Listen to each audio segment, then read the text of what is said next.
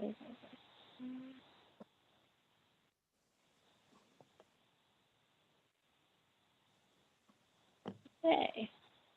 I believe we're all running. Whenever Mayor Pro Tem Costello is ready, just a reminder to unmute. All right, thank you, Robin. Good evening, everyone. I'm going to call to order the regularly scheduled council meeting for 6 o'clock, October 13th. Mayor Smith is out of town and having connectivity issues, and because of that will not be attending tonight. Our invocation tonight will be given by Sherry O'Connell of the Salvation Army, and will be followed by the Pledge of Allegiance by Councilmember Ellis. Robin, will you let Sherry in? Yes. Jenny? And would you stand with me as we say the invocation, or have the invocation? Hopefully you can hear me. Lord, we ask you to bless our meeting, be with those that are on the board, be with Mayor Smith as she's away.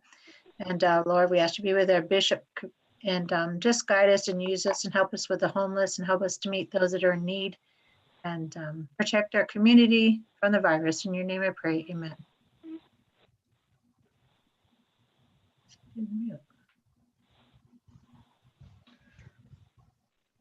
Ready for Pledge of Allegiance? Please join me in pledge allegiance to the flag of the United States of America, to the republic for which it stands, one nation, under God, indivisible, with liberty and justice for all.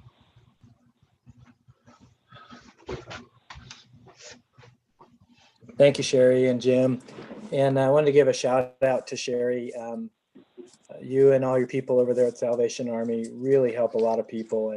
And I know our church specifically and many of the other places in town will refer people that are in need to you guys. And so we thank you for taking care of so many.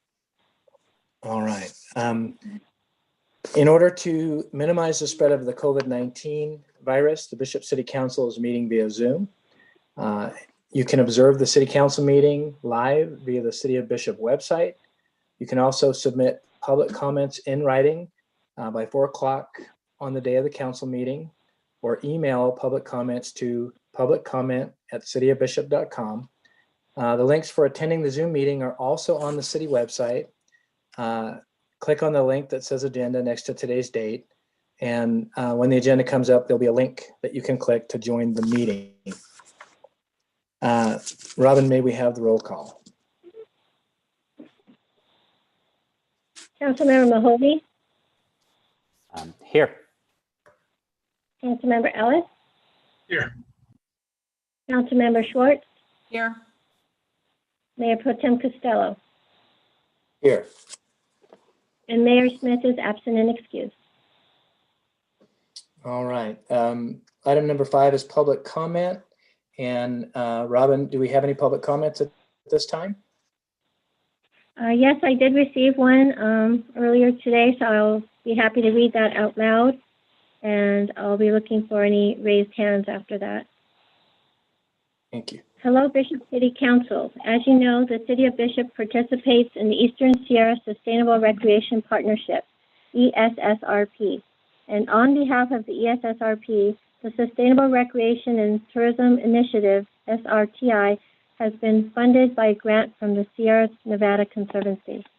We are now halfway through the Sustainable Recreation and Tourism Initiative, and with that, we are approaching some important dates that we want to share with you. The first is that project idea submissions are coming to a close on October 31. To date, we've received 80+ sustainable recreation project ideas from across the region. Please visit our webpage to see what the community has submitted at essrp.org/gateway-community-projects to submit a project idea. We invite the Bishop City Council and the community to join us on November 19 for our second virtual project review meeting. At the first meeting held on September 17, the community was invited to weigh in on the first 50 projects. On November 19, we will ask the community to score any additional projects that have come in. Lastly, we ask for your help to get the word out. Everyone in this community has some touch with recreation and tourism, and the opportunity to brainstorm as a community about how it could be better and more sustainable won't last much longer. So visit the webpage, follow us on social media, talk to your constituents, friends, family, and let us know if there's something we could do to make it easier. Emails can be sent to srti@mltpa.org. Thank you, Christy Williams and the SRTI team. Do we have any hands raised?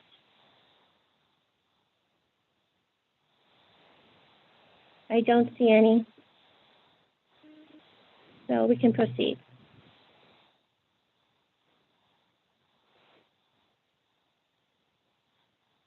Chris, you need to unmute. Are there any more public comments tonight? No others. Any comments from council? All right, thank you. So moving on to agenda item number 6, department reports, starting with Fire Chief Joe Dell. Good evening, council. How can you hear me? Good. All right. Just a few things to touch on tonight. It's with some pretty big sadness that I announced that we had a fatal fire. It happened on September 6th, so it was a bit ago. It was last month, but the patient was flown to a burn center in Bakersfield, and we found out last week that they succumbed to their injuries. Prior to this, our last fatal fire was in 2014. So it's kind of one of those things that, we think about how can we prevent it? What things can we do differently in the future? What are some of the activities that we can, do with fire prevention and outreach and education to stop these events? The Kern County Sheriff, since the patient did go to Bakersfield, is doing a kind of an investigation on it, and we're working with them. The next thing that I want to report on is Water Tender 12 is one of our 1950s era water tender. It carries over 3,000 gallons of water, and it's one of the critical pieces for fires in areas without fire hydrants or brush fires. It is at the end of its lifespan. It's sprung several leaks recently. We keep plugging them up with small welds, but the piping and the tank is eventually going to fail completely. And how much work do we put into it? Also, because of its age, it's pretty hard to find parts for. So front seals for the wheels, the tires are older bias ply, split rims. So we're put together an apparatus team. We're looking at some cost-effective and effective solutions for replacement of it. Looking at how we can finance that and move forward with it. But it appears that we're going to have to purchase a new piece of apparatus here pretty soon. It was slated for replacement this year with our capital replacement fund, but that capital fund was cut from the budget prior to the beginning because of COVID. And on more exciting news, one of our projects that's really moving forward with some gusto is the Wilkerson Fire Safe program. There's a gung-ho group out there that are really pushing forward with making their community fire safe. So we were able to secure about $20,000 in grant funds, and we're doing mitigation and education. They've had several green waste disposal days already. We're setting Wilkerson up with an account at the landfill, so any of their green waste that they bring in will be free. We're working on signages for addresses, so emergency vehicles can find them quickly and effectively. We're doing some water mapping because they don't have hydrants out there. We're working on figuring out where the closest water is and how to most effectively get it there, and work with our water tenders to make that happen. And then one of the neat things that they're doing is they're setting up mini grants for mitigation. And those who are unable to do their own wildfire mitigation or brush clearing and yard cleanup are able to secure these mini grants and able to assist their fire safe program out there. That's all for my report tonight, unless you guys have any questions. Thanks, Chief. And just hit me that'd be a good idea for us to start looking into for our Bishop residents. You know, driving around town, especially in the outskirts of town, see a lot of houses with a lot of overgrown brush and everything. So whatever we can do to get the word out would be great. Thank you. All right, moving on to Police Chief Ted Steck. Hello, good evening, everyone. Just a few items to touch on tonight. It's been busy since we last met. I'm sure all of you have been following us a bit. Two of our officers assisted the sheriff's office with a barricaded man at the Glenwood neighborhood who had discharged his firearm inside his home and then toward officers while they were investigating. We provided additional personnel as the incident unfolded as well. The El Dorado Bank was robbed. Our response was phenomenal, probably less than 90 seconds. Bank employees were safely extracted through an alternate door, and then we moved in to make the arrest. I'll add here that Officer Zemmel was on point. His maturity and level of experience was evident. He's been with us for roughly a couple of years now, having gained well over a decade of valuable experience in larger areas before moving to Bishop. Our new officer, who you haven't met in person yet because of COVID, but I introduced him before, Neil O'Brien. He's fresh off of orientation and training, and he was paired with Officer Zemmel. He too performed well. I'm sure this call was a bit stressful for him, however, since he's new, just starting to learn our area and our tactics. Our dispatcher, Michelle, and all of the bank employees handled this event very well also. The day after the bank robbery, we had an in-progress assault with a deadly weapon call on Hamby, with the suspects fleeing in a vehicle. Officer Zemmel and O'Brien once again, with Zemmel locating the abandoned suspect vehicle in an underground parking structure on Pine Street. Shortly thereafter, Zemmel located the hiding suspects, and due to the nature of that call, appropriately deployed his firearm and challenged the suspects to surrender, which they did. Officer O'Brien performed well too, and I'm guessing this was rewarding for him, but probably quite a lot too, 2 days in a row for a new officer. O'Brien and Zemmel both speak Spanish, which was quite helpful as some of the witnesses and the victim were Spanish speaking only. The investigation is ongoing, and it likely has a history that was leading up to our particular call for service. And I need to add that the deputies and CHP assisted on this as well. On Sunday, we had the hit and run vehicle into a pole. Officer Hohenstein was quick to find the suspect vehicle speeding away eastbound on East Line Street. A pursuit was initiated. It ended when the suspect crashed into a field and hit a fence post. But unfortunately, the challenge didn't stop there. The suspect refused to exit the vehicle and then resisted and fought for a long period of time once we gained entry into the vehicle. The suspect exhibited tremendous strength, and he did not feel any pain, and less lethal options failed. He broke a nylon strap that was placed around his ankles for his protection and ours. After being medically cleared, he was booked into the county jail, and we're still working on this case as well. Deputies and CHP assisted us with this call also. And that's all I have at the moment. And I'll be back on for the State of the City report. Thank you. Thanks, Chief. Sounds more like the Wild West around here recently. Good job. All right, moving on to Public Works Director Destin Deshawn. Good evening, Mayor and Council. Mostly just wanted to update you on the Spruce Hanby construction project. If any of you have been down there, you'll see they have got quite a bit of curb and gutter in place now, a large amount of the trees planted already, and hopefully that'll help some of the worries that people had about the trees that were lost. again, I'd like to remind everybody that there was 11 trees removed and 63 new trees being planted back in. So quite a benefit over there. I also like to remind the public that's listening and everybody that there will be off and on road closures depending upon the controlling operations at the time. We had a few people that were worried about being able to get to the dog park, and for the most part it's been open and the parking lot's been open, but there was one day where they could not get into the parking lot but still had access from Yaney Street or the park. And most importantly is all this torn up road and stuff. If things go well, we should be paving next week, and so it won't look quite so chaotic over there.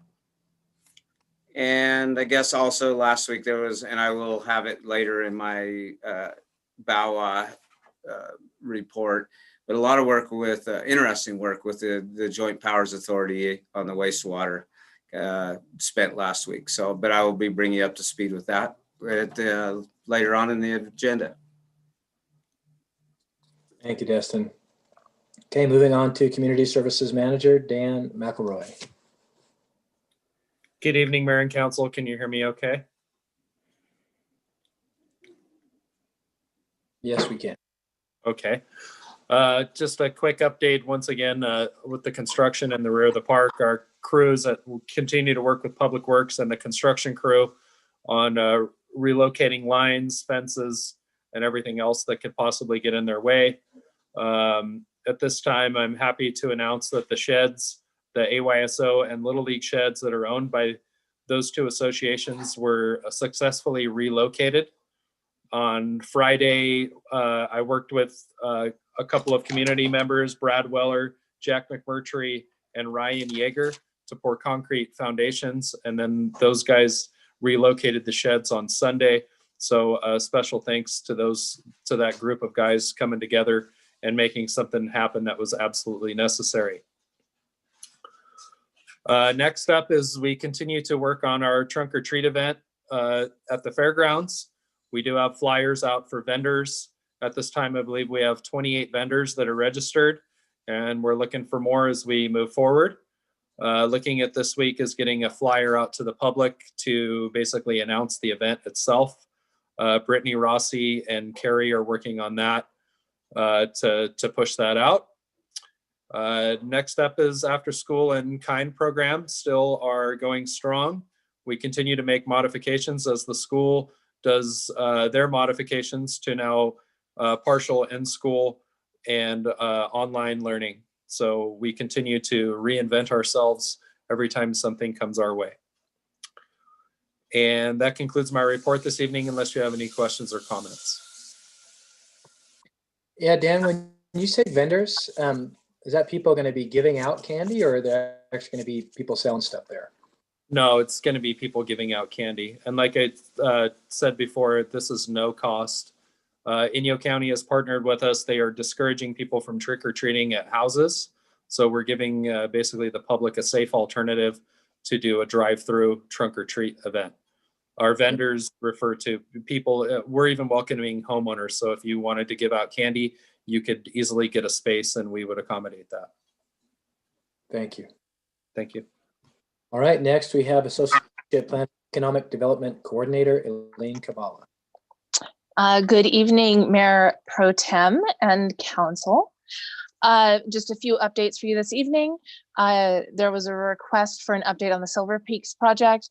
My understanding is that AMACA has secured all the financing that is needed to close escrow on that. And they're just lining up the paperwork to do so. They were able to submit a grant for the construction of some of the projects, partial funding. So we wish them the best of luck in securing that fund. I spoke with the housing director, Larry Emerson, on the project, and he expects that they'll be able to close escrow within the month of October. So look forward to bringing back good news on that soon, hopefully. In other AMACA news, the Continuum of Care, which is a coalition of stakeholders addressing homelessness in Inyo, Mono, and Alpine counties, was allocated $1.7 million from the latest round of CDBG emergency funding. It is still an application process that they have to go through. I attended a COC meeting today where the stakeholders just began vetting what kind of projects are eligible under the projects that they're doing now. It seemed like the most reasonable projects to apply for the funding for were transitional housing, emergency housing for homeless people in partnership with supportive services, though there was a great deal of conversation about rental assistance. It doesn't appear that this particular pot of funding can be used for rental assistance, but it was a good regional conversation with our partners at Mammoth Lakes Housing and Amaka about how we might address that in the future. Also wanted to let the council know that there has been an announcement for a round of Prop 68 funding that is available. So that grant is due in December. This particular grant can provide for amenities in the park. And we will probably come back for some public input or public hearing in the future as part of that grant application, but wanted to get your wheels spinning if there were particular projects that we should start focusing on. And finally, I just wanted to provide an update on the Downtown Specific Plan and Mixed Use Overlay. Our consulting team had a change of management, so that shifted our project schedule by a couple of weeks. But I'm talking with the consultants and we're starting to coordinate for the next round of community input, which will be held sometime in November. So at the next meeting, I'll be able to come back and provide you with some firm dates on that. That concludes my report unless there's questions for me. Thank you. Okay, Elaine, thank you. I Go have ahead. a quick question for you. So with the, can you just remind me the timescale for the downtown overlay? When we think we might have like a rough draft or something like that? Yes, so this next round of input will reflect different alternatives and concepts. So we'll start to get some kind of rough draft in the next month. And then after that, that will be refined and presented to the council after we receive public input on those comments. That doesn't necessarily line us up for adoption. Part of this grant is that Sure. we'll also do the CEQA analysis that will allow the council to adopt the policy. Sure, thanks. Okay, thank you, Elaine, Stephen. All right, and finally, our city administrator, Ron Phillips.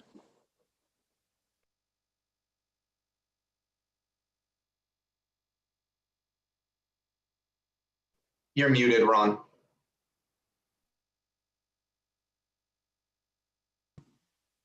That's a good point. Thank you very much. Mayor Pro Tem Costello, members of the council, it's good to meet with you this evening.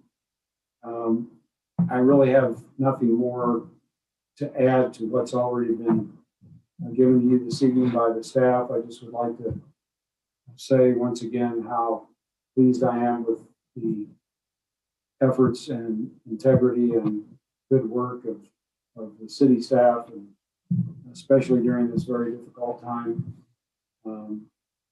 The city attorney, department heads, and all the city staff are doing a great job, and I appreciate it very much, and I know that you do as well. We'll have more to add during the State of the City. Thank you, Ron. I concur. Appreciate everyone's hard work and good attitudes during this time. All right, moving on to item number 7, County of Inyo update report by 2nd District Supervisor Jeff Griffiths. Can we allow him in? He's being allowed in.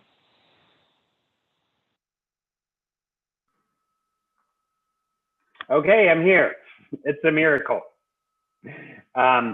So I don't think I have a whole lot to add other than the written report that I've given you all.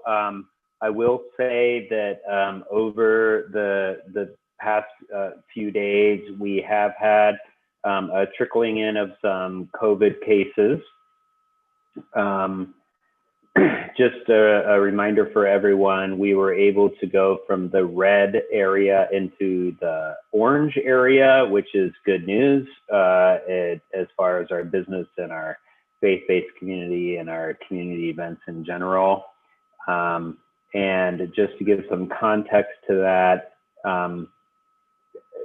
due to some work that I've done on the state level and some very small groups with the public health department for the state of California, we've been able to smooth out some of the statistics for very small counties to make it so that we don't bounce back and forth based upon outbreaks that may be in a specific location or within a specific family, but don't necessarily indicate spread throughout the community in general.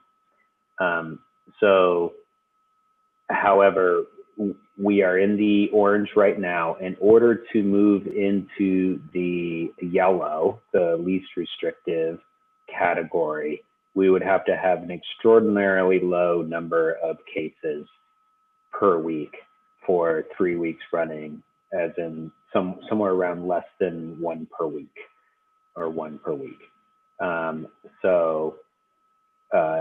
The idea that we can move into the yellow at this point is going to, if it happens, it's going to be quite some time from now.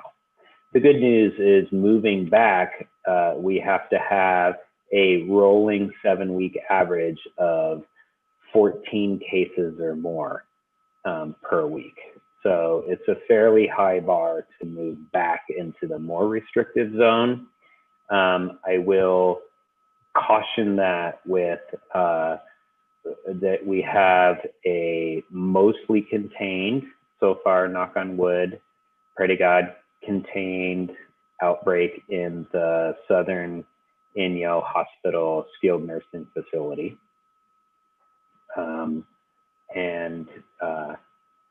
Fingers crossed that they have been able to learn some of the examples from what happened at the skilled nursing facility here in Bishop, the Bishop Care Center, and be able to keep that under control. There has also been an staff member positive in an adult facility in the city of Bishop. And so far that has been mostly contained, but I guess the bottom line as far as COVID goes in Inyo County, we have things under control in the sense of we feel like we will be meeting the metrics in order to stay in the state that we are. However, it's still a very dynamic situation, and with schools reopening and fall coming on, there's some great worry about further spread. So we need everyone to keep vigilant and keep doing the best that they can with social distancing and mask wearing. And hopefully we can keep the businesses open, keep the churches at the capacity that they are, and be able to enjoy our lives as much as we can during this time. So that being said, there was also some good news in my written report. It's not all bad news, and I'd be happy to answer any questions if anybody has them. Okay. Yeah, Jeff, quick question. Looking at the California Department of Public Health, they did a mandatory requirement for all gatherings, and they issued some new stuff on the 9th for gatherings. Does that impact? I mean, I'm looking at they're pretty, no multiple gatherings of 3 households are not allowed to occur. Does that impact something that's such as Halloween that's coming up, or does this apply to us? Okay, I will give the caveat that I am not the public health officer or an expert in these matters. But no, I know that the City of Bishop and Healthy Communities of Southern Inyo and people organizing Trick or Treat have been working very closely with the county. And I think that we are going to be able to pull off some events, much thanks to the City of Bishop and all of your park guys' work, pulling off something that works. So I think Halloween will be able to go on with the plans that are happening right now. I guess I would just caution the public that the vast majority of the spread of COVID-19 that we've seen has been from personal gatherings, from birthday parties and graduation parties and events where large numbers of people from outside the area come in. And that's also been the mechanism that has gotten it into our skilled nursing facilities and, our old folks' homes. And so, people need to be careful. But as far as the Halloween activities that are being planned in Bishop and being planned in Lone Pine, they're getting the total green light from the public health folks. Jeff, one quick question I have. So according to the numbers that the state had put out and that were presented to us, effectively the worst tier, the one that's widespread, would correspond to more than 8 new cases a week. But that's what you're saying has been changed for sparsely populated areas to 14. Is that right? Yeah, so it's actually, they made a threshold of counties population 35,000 and below, which we fit into. And I believe for the purple rate, to move into the purple, would be 21 cases on a rolling 7-day average. We are currently in the orange, and for us to move into the red would take 14 cases.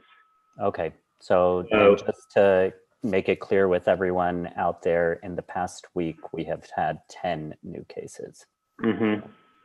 Okay. Yeah, we are very close to that edge, but the way that it's set up is you have to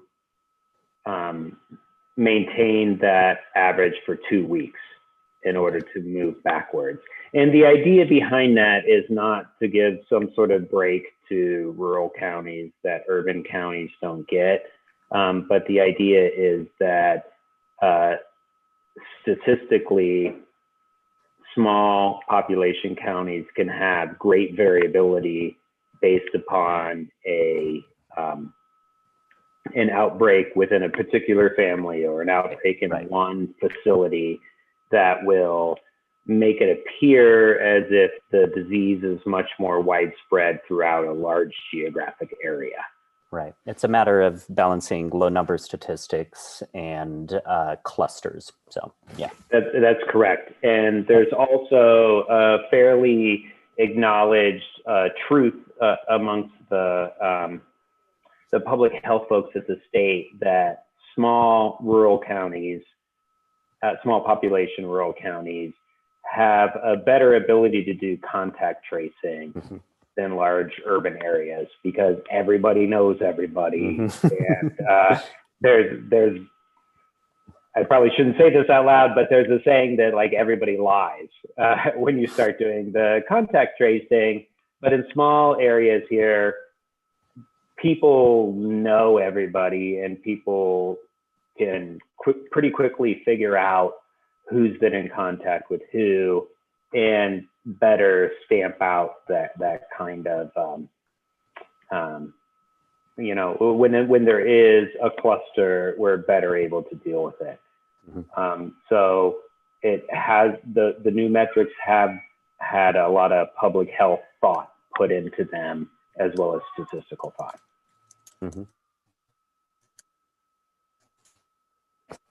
Thank you, Jeff, and thanks for leading the charge on that.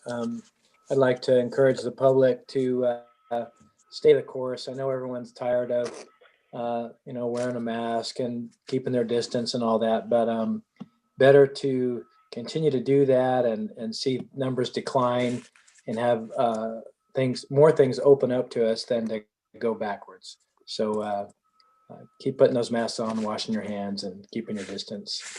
Thank you. All right, and now Is anyone going to do the Northern Indiana Hospital report? No? Okay. All right. So we're going to move on to agenda item number 9, the State of the City report.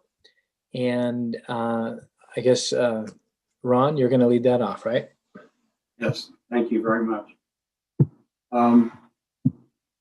The staff has put together this State of City report with the leadership and help of Jenny Rodericks and Elaine Gabala, and done an excellent job. We're going to just take a brief time this evening to go over each section and not go on at length because it's available to read, and I think will be available on the city website tomorrow. As far as administration and finance,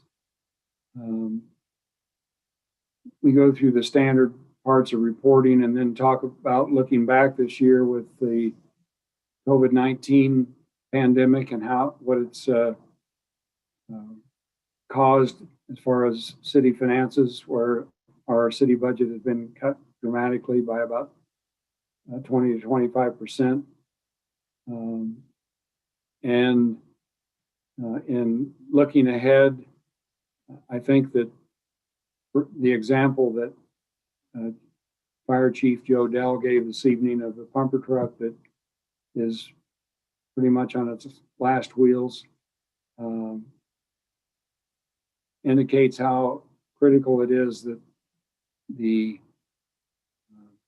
be additional revenue, and the sales tax increase that's on the ballot is critical to the needs of the city services and community services and so on. So we're in a position where we are simply maintaining what we have right now financially. We will know more by the end of October about how the first quarter of this fiscal year has gone financially, and we'll have information for you in early November on that. There have been a number of challenges, and I think the city staff has done a great job in meeting those. And at this point, I will turn it to Ted Steck to report on police, and we encourage the community members to go to this report on the website and read it at their leisure. So Ted, if you'll go first, and then I think the order is outlined in the agenda.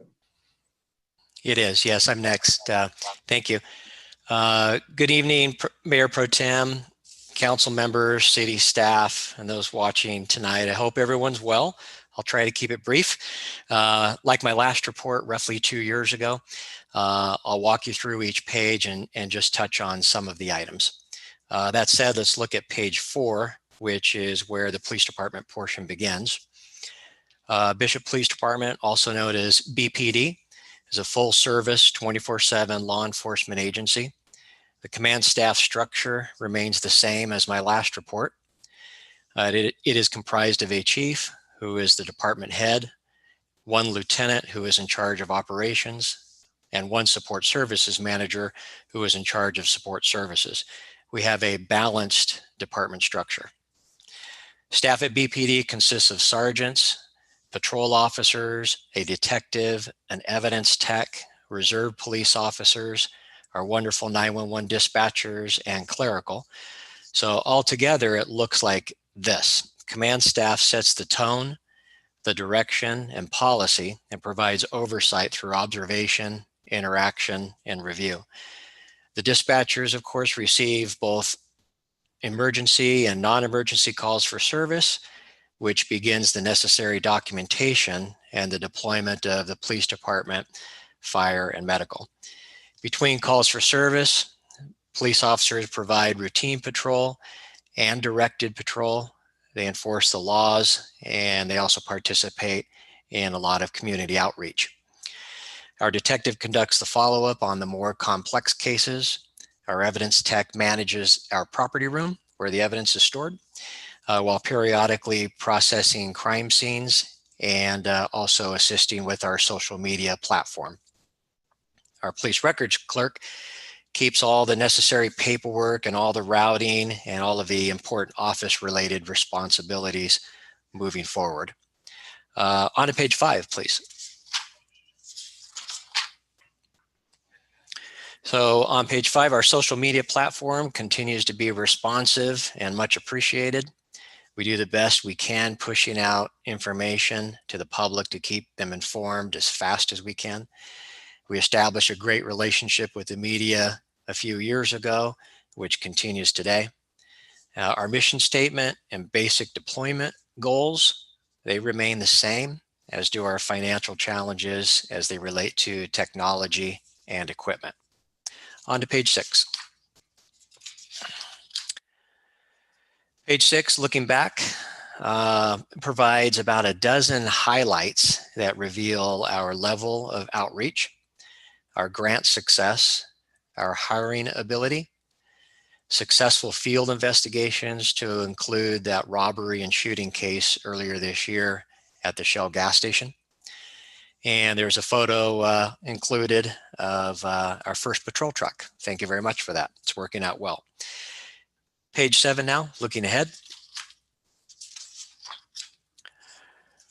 Some photos at the top, thanking the dispatchers, and then another photo receiving a great Shop with a Cop donation from the Ventura County Motorcycle Club.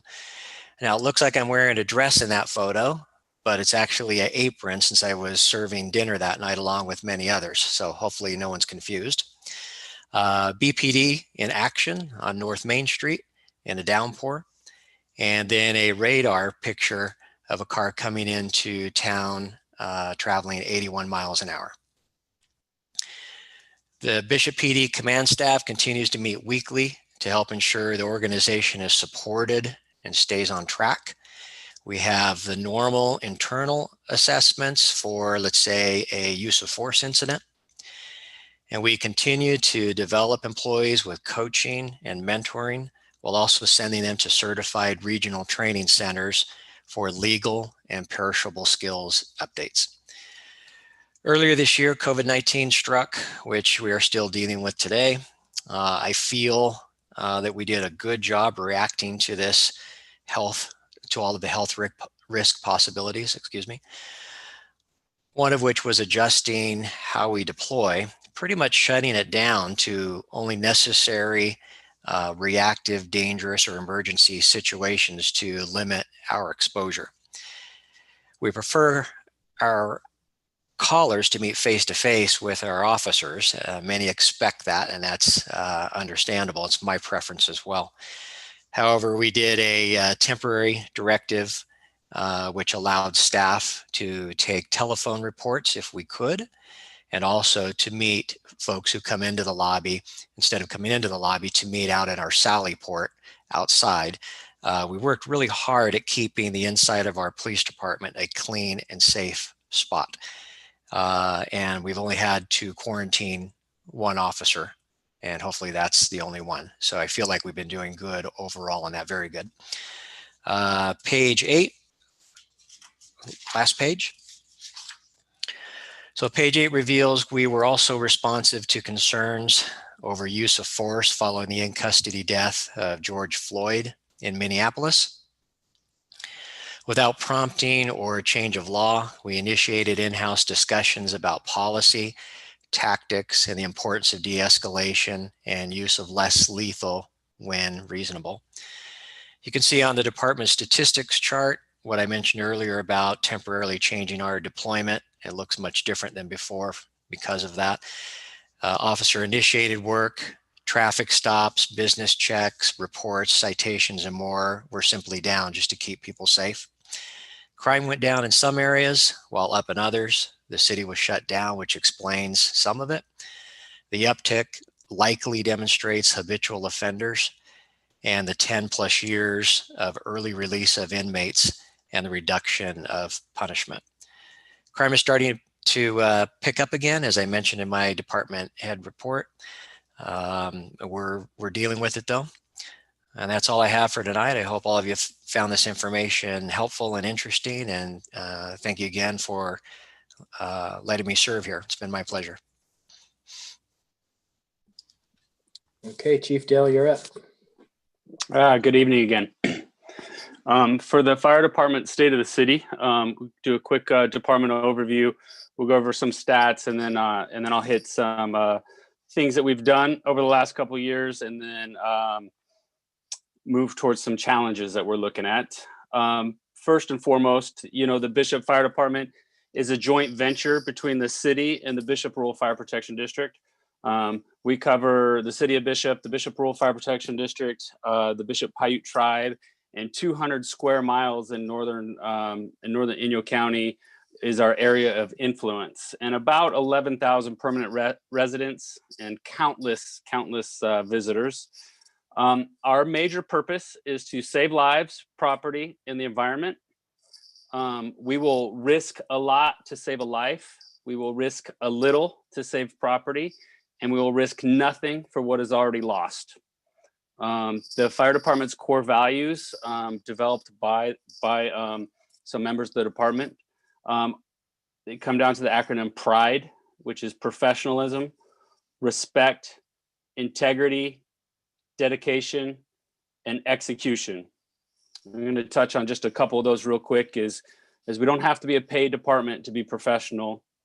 And my favorite is execution, because when something needs to get done, we do it. In 2019, we had 347 calls for service, which was up about 100 calls from 2018. And in 2020, we're projected to have a total of 380 calls, which will be up. The majority of the increase in calls are coming from EMS calls. We're having a lot of fires. We're having a lot of fire-related calls, but the majority is from us starting to do some EMS service. Looking at our stats, so far this year, 54 fires of some type. That's 19% of our call volume. 24 hazmats. Most of those are propane leaks. 71 EMS calls. And then service calls, which are by far the most of all the calls that we have, are 99 or 34%. And service calls are those calls that just don't fit into a category very nice. When somebody doesn't know what to do, they call the fire department. The fire department often receives calls to assist in all sorts of things. And essentially, we're a safety net for the community when they don't know who else to call. We do all these calls by staffing it through volunteers. The volunteers leave their jobs, part with their families, and lose countless hours of sleep to ensure that our neighbors get emergency service when they need it most. The volunteers give up 6 evenings a month to train and prepare. They also provide public education, fire prevention, and countless other community services. And this year, they've racked up more than 1,500 hours of training. Some of our 2020 accomplishments or 19 and 20 accomplishments were implementing a JPA to formalize our partnership with the city and the fire district. We've restructured stipend pay for the volunteers. We renewed the Bishop Paiute contract. There's a whole list of stuff here. Acquired a donated ambulance. Purchased new protective equipment for the volunteers. Upgraded some technology to assist with dispatching and notification of our volunteers. Coordinated live fire for all of our regional partners. Placed AED in police cars. Backfilled CAL FIRE and deployed to several out-of-county wildland fires are just a few of the things that we've done. There's a big list on my report. Going through challenges. Training is one of the most critical challenges that we have. The community expects a lot from the fire department, and we have to be safe doing it, and therefore we have to be trained and follow our core values, that professional, that respect. And to do that, we really have to make sure we know what we're doing. So we have close to 40 volunteers. We're not quite at 40 right now on the roster that have different levels of experience and expertise. New firefighters, senior firefighters, captains all have different training needs. And we provide that essential weekly training for everybody every week to maintain that safety and that ability for us to execute. So researching, developing, delivering, and documenting training is a time-consuming challenge. And one of the biggest parts of my job is to make sure that 40 people get trained appropriately every week. One of our next biggest challenges is equipment and facilities. As we know, I think City Administrator Phillips had said that we are maintaining a lot of our equipment, a lot of our facilities are in disrepair and old. As much as we maintain it and care for it, some stuff becomes technologically out of date. Some stuff just wears out. In fact, our water tender has a hole in it. I sent out a video today of it just leaking out. So Station 1 and 2 are in need of significant attention. The fire district has the funding to replace Station 2. Station 1 needs new paint, new carpet, bathroom upgrades, kitchen upgrades, office space. One of the biggest drawbacks of Station 1 is that it doesn't have a lobby for public interaction, for people to come in and get burn permits or ask questions or provide plan reviews. The fire department's fleet is aging. We have several apparatus that are over 30 years old. Our SCBAs are coming up to be replaced here in the next few years. That's going to be about a $500,000 bill. There's maintenance, upkeep, and regular attention that is just accumulating. Another challenge that we have is fire prevention. The fire department has unfortunately this year we didn't do it because of COVID, but we have a great program where we go out and visit schools every year. But we truly lack a progressive fire prevention program, education, code enforcement, robust fire investigations, which I believe will reduce our fires by more than 25%. I think we should be out there in the high schools training people, outreaching to our senior citizens, which is a incredibly susceptible population, and then seasonal outreach messaging. Right now we're coming into chimney fire season. We're going to start to see chimney fires, and we just need time and effort put into marketing and education and really getting out there and being with our community. Social media presence. We could have a more robust social media presence. And then we don't comply with the state priority business inspection law. And so sooner or later, we're going to have to be providing those fire inspections for those high acuity businesses. Emergency services, area growth, increased visitation, aging senior citizen population has really put a strain on the EMS system. Simons is running over 2,000 calls per year. And we're working towards helping out with our program. So looking ahead, the team, our volunteers are the strength of our program. And we really are going to shape the direction for the department for all these years to come. And the key to the department's success is going to be able to support those volunteers and support the programs that we have moving forward. And that's all I have. Thanks, Chief. Appreciate the job you're doing. I can personally say that the department's grown a lot in morale and professionalism, and so it's been a great thing having you on. And reminder to the public that daylight savings time is coming up. I think it's the 3rd of November, and it's a good time to change the batteries in your smoke detectors. So next up, we have Destin. good evening, council again. So Public Works, with a few exceptions, the Department of Public Works performs all public works functions for the city, which include water, sewer, streets, building permitting, and inspection. Public Works staff also provides support to the planning and economic development portion of Public Works. Public Works is staffed with 7 full-time employees. And this is an important one to know. At this point, we're down from 9 as our total due to COVID and the general fund. We're trying to, help with this loss of revenue during this time. And I would also like to say, just take one moment in this report. I didn't say it, but to really thank the 5 guys over there at the shop that are doing a lot of work right now and getting it done. Public Works manages 6 program budgets and manages about 4 project budgets. 2 of the program budgets are enterprise, the water and the sewer programs, and the remaining program budgets are essentially part of the city's general fund.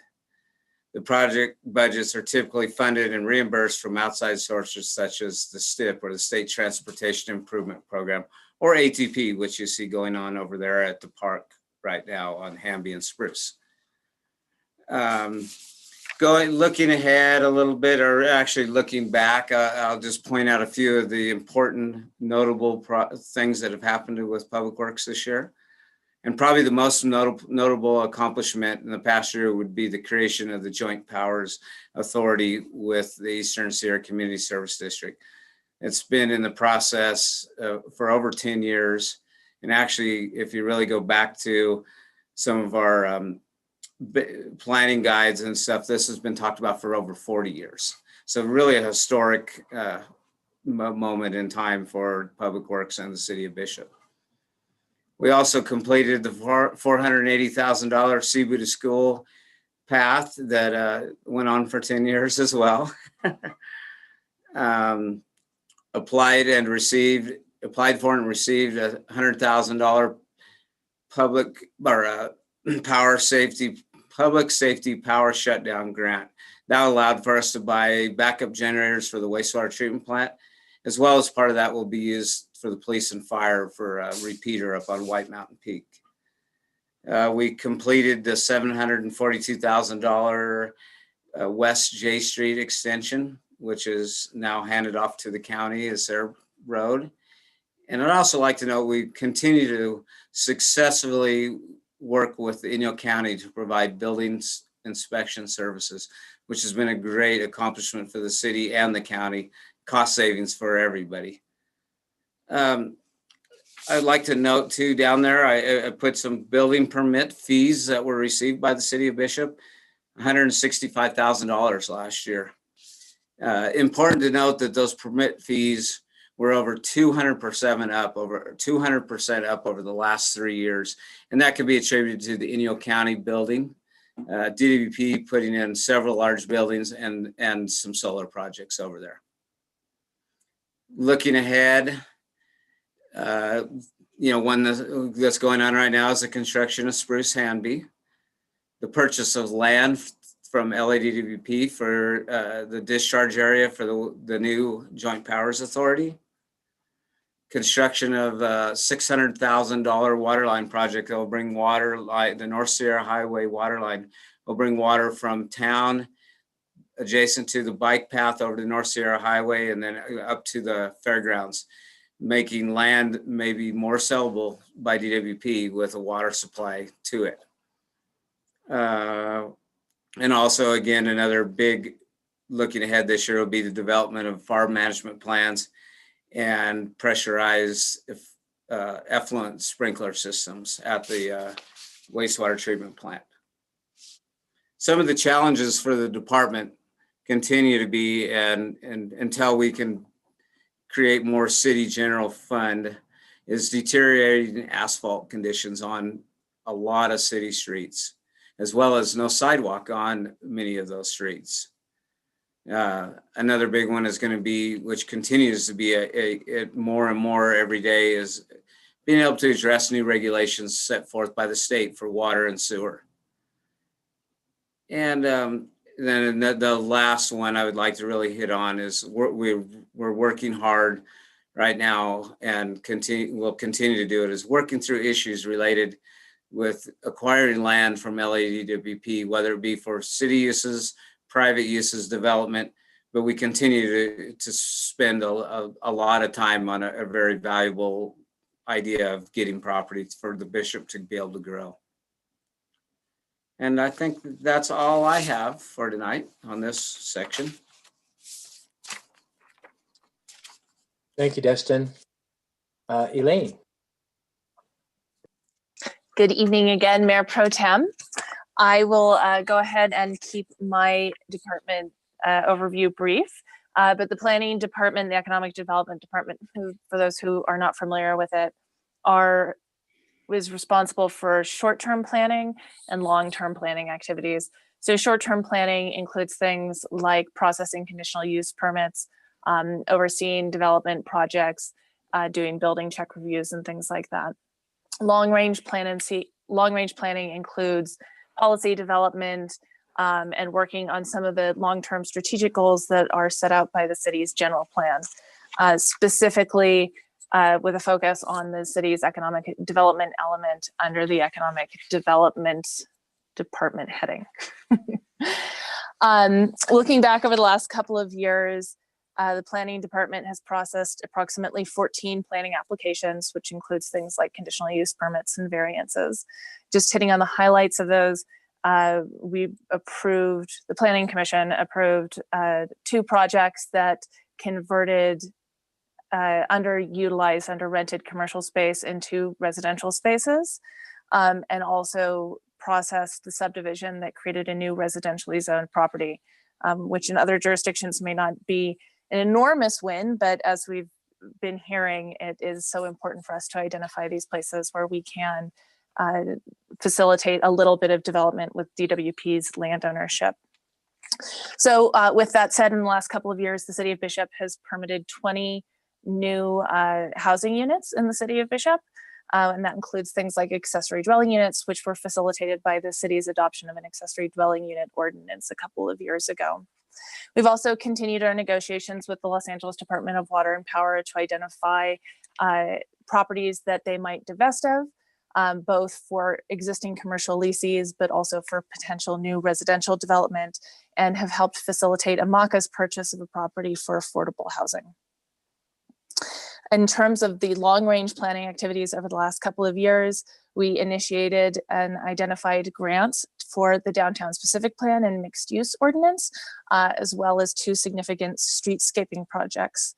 Over the last 2 years, planning staff has written over 12 grants, some of them in support of community development activities, but other ones in partnerships with the Community Services Department for parks improvements, bike trails, and other things that we've heard from the community are important amenities that they'd like us to apply for. That's a total of over $2.5 million, with over $1 million of that awarded. Looking ahead, the challenges for community development largely remain what they have been historically. We continue to work with Caltrans to identify opportunities to improve Main Street and make it a safer and more pleasant environment for pedestrians. We continue to work with the Los Angeles Department of Water and Power in a partnership to support some of our community development efforts. And finally, continuing to work with property owners in the city of Bishop to get their buy-in, their support, and their investment into repurposing underutilized properties, doing facade improvements and other beautification projects. That concludes my overview of planning activities for the last couple of years. I'm happy to take any questions you may have. Any questions? Thank you, Elaine. All right, last but not least, Dan. Good evening, council, once again. For the state of the city, for the Parks and Recreation. Parks and Recreation and programming continues to be a major focus for the community services. We offer after-school program, adult sports, including softball, adult soccer leagues, our KIND program, kids' nights outs, gymnastics, summer camps, and of course the Bishop Park pool. We look forward to working with our great community and our stakeholders on future projects and events. As you know, that many of them had to be canceled due to COVID-19. We also will focus on upgrades and upkeep to all of our existing facilities. As Joe and everyone else has stated, we're just kind of maintaining right now. Every year we make small improvements and some of them major. That's what motivates us in the Community Services Department. We keep moving up. All the small things matter. Our challenges, like COVID-19, will not keep us down, and we will continue to rise and meet every challenge that is set before us. Our staff goes everywhere from 3 full-time employees down to 8 park employees. I can't thank those guys enough. They work so incredibly hard. They're behind the scenes all the time and make a huge improvement in the park, and they work there just to make an improvement. Our staff at the pool, Brittany Rossi, is basically a 3/4 time employee who works half-time at a half-time rate. She also manages the after-school program. She has done absolutely amazing things over the last 2 years, including COVID-19, having to reassess and basically reinvent every business that we do. We look at every program as a business, and we try to make them break even. So having to reinvent and redo everything is always a challenge for us. Some of our major highlights this year include a new playground that was started in December and completed this April, complete with shade structure, and it was going to be, hopefully, to be supplied. We're still putting our grant together for our Prop 68 grant funding. That includes my report for the park and for Parks and Recreation. I'll move on to Sunrise. At Sunrise Mobile Home Park, we continue to reinvest in the Sunrise community. This year, we have sold 2 units of the 6 units that we own. The funding gained from these will go into the aging streets, driveways, and general upkeep of the facilities. The remainder will help balance the budget at Sunrise, and that is our major challenge and focus, is to balance our budget at Sunrise so we do not have to subsidize from the general fund. That is our major goal. And I would like to thank the City Council and our Parks and Recreation Commission for supporting us and giving us all the encouragement. Thank you. Thanks, Dan. Good job, everyone. Hey, I wanted to ask if there are going to be any printed copies of this report available. We can print as many as you'd like. It'll be available on the website in digital form. Yeah, so I'd like a copy, and I guess if any of the other council members would let Ron know. All right, thanks you again. That was a great, and really are proud of all of our departments, our department heads, and how you lead, and our workers who really are dedicated to our city and to doing a good job, and it shows. Thank you. All right, we're going to move on to item number 10, the consent calendar. All matters under the consent calendar are considered routine by the city and will be acted on by one motion. Do we have any comments on this from staff? No? No, Okay. And no public comment? No public comments received, and there are no raised hands at this time. Okay. Any I'll council discussion? Oh, I was just going to make a motion that we accept the consent calendar as is. Sounds good. Second that motion. Okay. I'm guessing there's no discussion. All right, we have a motion and a second. Can we have the vote? Councilmember Mahovey, Yes. Councilmember Ellis, Yes.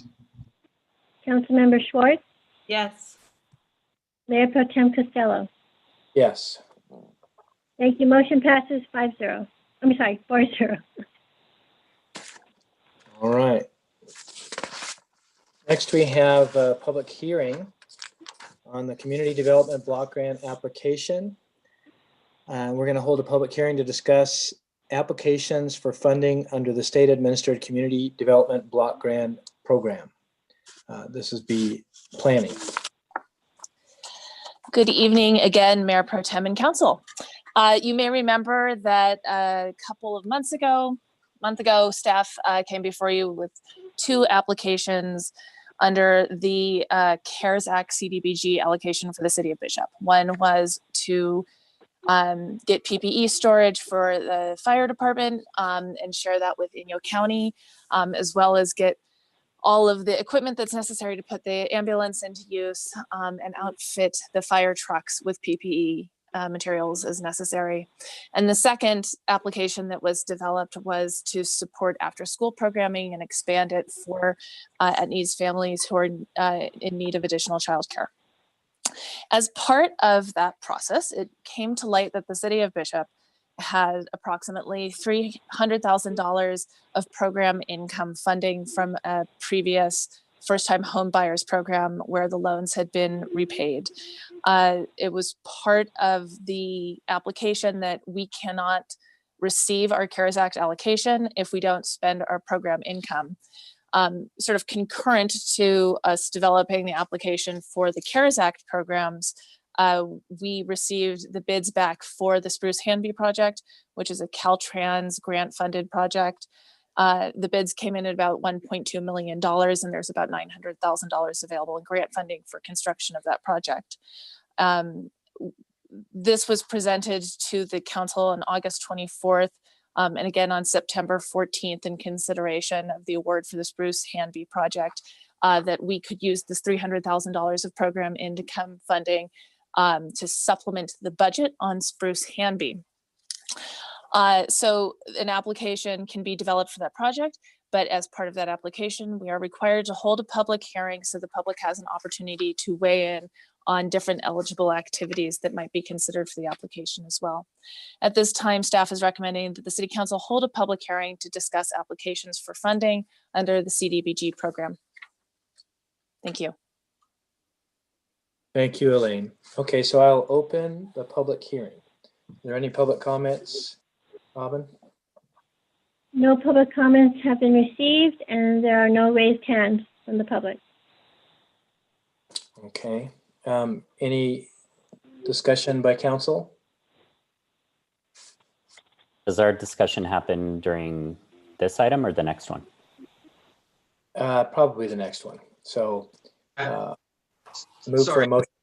Go ahead. Sorry, Mr. Mayor Pro Tem, sorry. So council discussion happens at both instances, so it's perfectly appropriate at this time if you have some Councilmember Hovey. Go ahead, Stephen. I mean, I guess just to, I think Elaine just did gave a pretty good presentation on what it is. We have these funds that we absolutely need to use for very particular purposes in the community development grants. And one of those purposes is to increase access around town in public works projects. So I think this is good of those funds to open the possibility so that we can get not only this particular grant for the PPE, but then any subsequent CARES Act grant, right, Elaine? That's correct. Yeah, agreed. It's important that we use these funds to open up funds in the future. But I had a question. I know we have an immediate need right now for the Spruce Street project, but were there any other projects considered? And if so, what were they? There were not other projects considered, mostly because of the timing, unfortunately, of finding out that the funds were available and needed to be spent down, and needing to submit the application for the other CDBG funding on September 21st. So the timing ended up such that the Spruce Hanby project need was identified almost concurrently to identifying that this funding was available, or in reserve and that it had to be spent down. Okay, thank you. And so just to be clear, Elaine, this funding was from a grant that the city received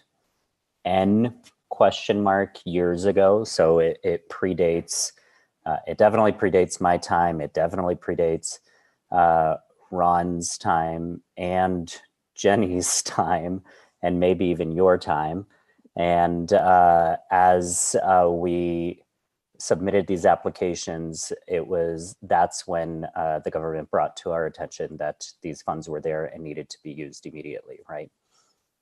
Basically, yes. Okay, any other discussion or questions?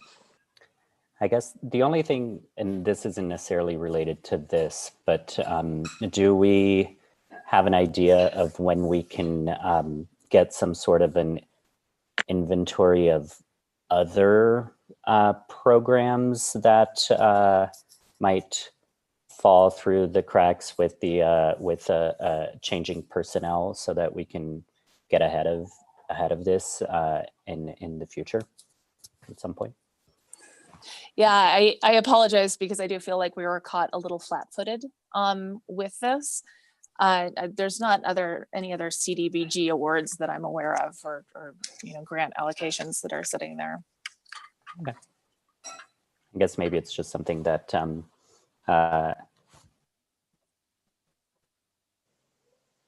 these spare time look if there are other pots of funding that that we haven't used. But I mean, it's complicated. I agree, and I can have a conversation with Jenny and see what we don't know. Yeah. Okay, anybody else? Where does the money sit? Like, this is money that people paid back from the first time homeowners program, and do they pay back the state and then it sits in like a fund for us? My understanding, but I'll ask Jenny to speak up on this, is that it sits within the city's budget. I'm unfortunately not a finance person. It doesn't go back to the state. And I should highlight, it was in my staff report, but I'll highlight it now, that one of the problems that Inyo County has experienced with the first-time homebuyer program is that the state sets a cap on the cost of a house that's eligible, and we exceed that with all of our housing. So to answer one of the questions Councilman Bahovi had asked, we were aware of one of those repayments in the amount of, there's I think 2 repayments. We were aware of one in the amount of $128,000 last year, and that, as Mr. Mahove had pointed out, did get lost in the shuffle between city administrators and COVID. But it was not something that we could put back into the first-time home buyers program because our housing is too expensive, unfortunately. So is that first-time home buyers program obsolete, or is it just we're not eligible to give first-time home buyers assistance because our first-time home buyer home prices are too high? My understanding is that there was 3 loans that were offered. And again, I think this predates pretty much everybody. It was in the like 2000 aughts. And 2 of those have been repaid. So there's one that is still available. And again, I should confirm this with Jenny. But then yes, moving forward, it's difficult for us to participate in the first-time home buyer program. Okay, got it. Jenny, do you have an answer to the question that Karen had about where that money is in our banking?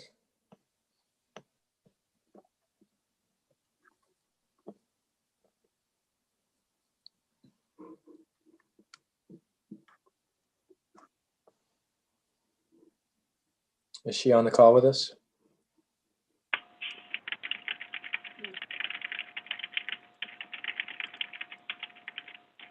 She is on the call, but she may be muted, or she may have. That's his workstation. Text it Yeah, she's and sleeping. call, but not letting her. Let me go check on her. There's somebody tapping on the computer. That was me. Can you guys hear me now? Yes. Yes. Oh, okay. Sorry. I said I do not know that information. I can provide a report next city council meeting if you guys would like. Okay, thank you. Uh-huh. I guess a follow-up question to that would be that we're not going to get dinged, are we, if we spend that money on this road project and it was designated for home buyers? No, we had, prior to bringing the Spruce Hanby construction award to the city council, Mr. Deshawn and I sat down with a grant manager at Housing and Community Development to make sure that this would be an eligible project and wouldn't have any impacts on future applications. And she was supportive of us submitting for this project. Thank you. Well done. All right, any other discussion? And I'll take a motion to close the public hearing. Make a motion to close the public hearing. Second that. And a vote.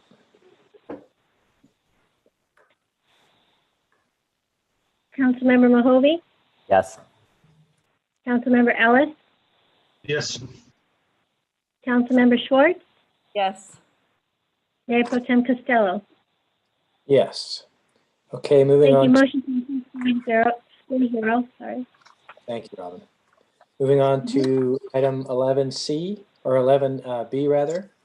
Resolution, Community Development Block Grant Application. Council consideration to adopt a resolution approving an application for funding and the execution of a grant agreement and any amendments thereto from the 2019-2020 funding year of the state CDBG program. And you're up again, Elaine. Thank you again. If there are no further questions from the council on my staff report during the public hearing, I would recommend that the council adopt a resolution for the submission of this application and the reception of funds by title only. Thank you.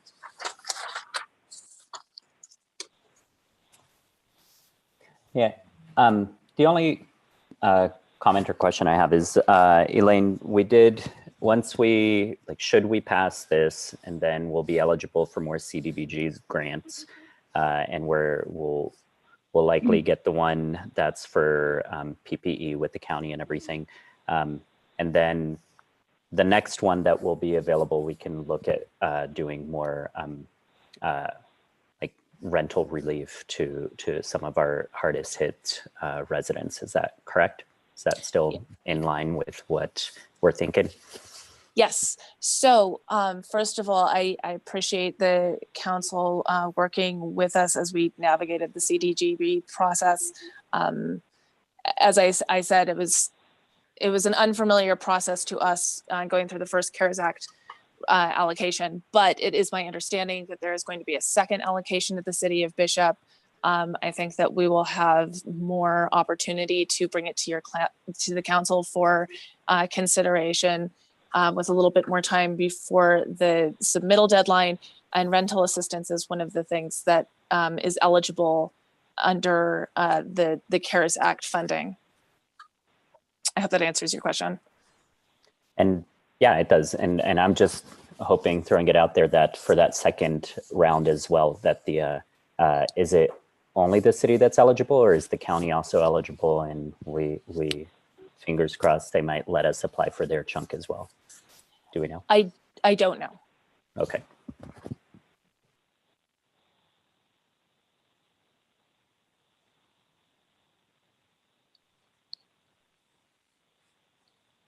Before any further council discussion, Robin, were there any public comments?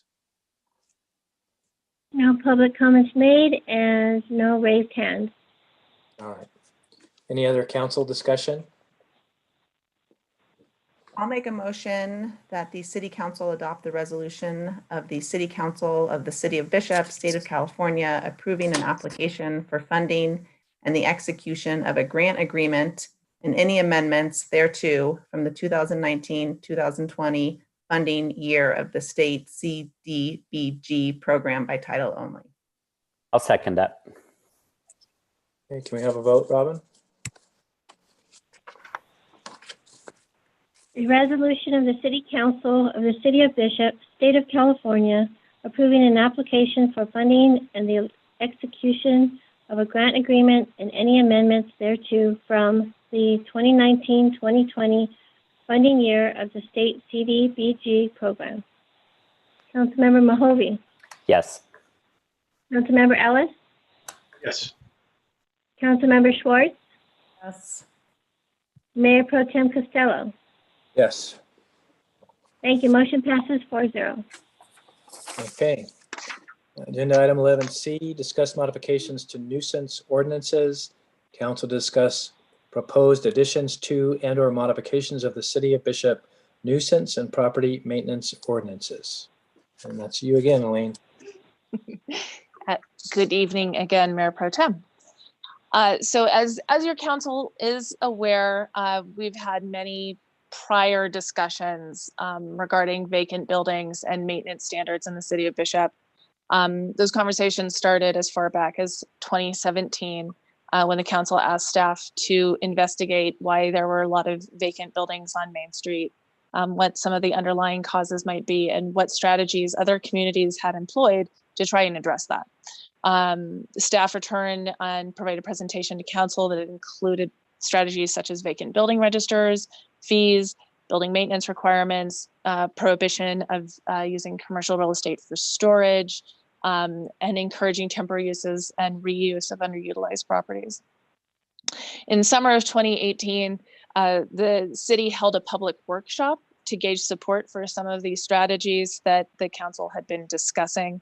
There were over 100 people who attended that workshop, and they largely showed support for some type of policy remedy to address some of the building maintenance issues and vacant building issues that we were having in the City of Bishop. We continued to have meetings with the public to discuss this, and there was concern as we discussed a vacant building register at the time from various property owners in the real estate community that this might constitute, this might penalize property owners and landlords who are actively trying to rent their building or maintain their building. And so the conversation was dropped for a little while. In 2020, the council requested staff return with some type of ordinance that would provide a mechanism for staff to address some of the building and property maintenance issues that we are continuing to see throughout the City of Bishop. So this is a discussion item only this evening. The staff report includes a number of considerations that the council can either direct staff to develop an ordinance to address, or we can come back for additional conversation, more information, or not. Rather than continuing to look at a vacant building register, which, as I said, seemed to elicit concerns from members of the community, what we've done instead is look at other strategies that other communities have employed. And what we found is that there are provisions within nuisance ordinances in other cities that would allow for the city to declare nuisances in certain instances to enforce that. So currently, the City of Bishop Municipal Code has, in essence, 3 nuisance ordinances. There's Chapter 8.08, which is for the abatement of weeds and refuse. There's Chapter 8.16, which is for abandoned vehicles, and there's Chapter 8.28, which prohibits litter. The abatement of weeds and refuse and abandoned vehicles ordinances allow for the City Council to adopt a resolution to abate if there's weeds that are deemed to be potentially fire hazard, or if there's an abandoned vehicle on city property, that provides city staff with certain provisions that we can abate that, and then either work with the property owner to have them abate it, or if the city needs to come in and do it, then there's mechanisms for us to lien the property, for instance. But that is largely the extent of the nuisance ordinances that we have, and they tend to focus largely on city streets and sidewalks and other public places and in protection of the city's properties. So some of the provisions that we identified in other nuisance ordinances from other communities included declaring a nuisance for any building that has been abandoned for more than 6 months or permitted to remain in a state of partial construction for more than 4 months. Although there is exemptions if the property owner is able to demonstrate that the building is under construction with the intent to repair it or rehabilitate it, to sell it, or lease it and put it back into productive use. And substantial construction is defined to say that the public could identify that construction is happening. There's also exemptions to that if the building is being actively offered for sale, lease, or rent and is ready for occupancy, or if the building is being maintained in all means of appearance so that it's not detrimental to the neighbors or the community generally. There is also provisions to maintain signs or sign structures for businesses that are no longer within the building after a period of 30 days. Obviously, we could set whatever time limits we want for any of these provisions if the council would like to move forward with some type of ordinance. We could include provisions requiring maintenance of any structure such that it's defective, unsightly, deteriorated, and viewable from public right-of-way could be declared an ordinance. A building that is vacant and is unsecured such that it might be an attractive nuisance, or if the building is kept in a deteriorated condition such that it is waterproofing, such as like its roofs and its siding is compromised and compromises the structure of the building. So as I said, I have included as an attachment the nuisance ordinance from Mammoth Lakes. I don't know if you've had an opportunity to review that. Many of the provisions that I just discussed are included within that Mammoth Lakes nuisance ordinance. As I said, this is a discussion item. So staff is recommending that the city council should discuss if the city of Bishop should expand our nuisance ordinance. If so, if the 3 existing ordinance should be combined into a single comprehensive ordinance with consistent procedures, and provide direction to staff. That concludes an overview of my staff report, and I'm very happy to take any questions. Thank you. Thank you, Elaine. Before the council speaks, Robin, are there any public comments?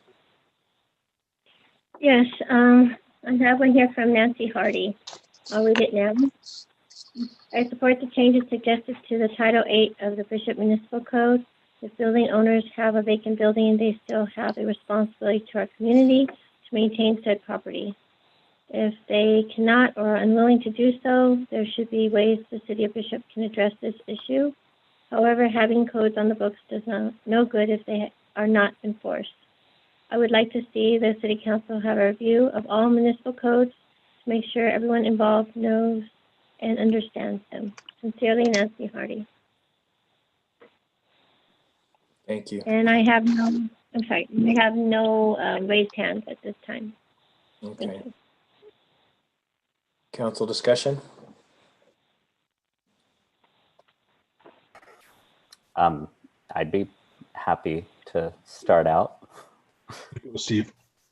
So Elaine, first I want to thank you for doing all of the research with regards to this.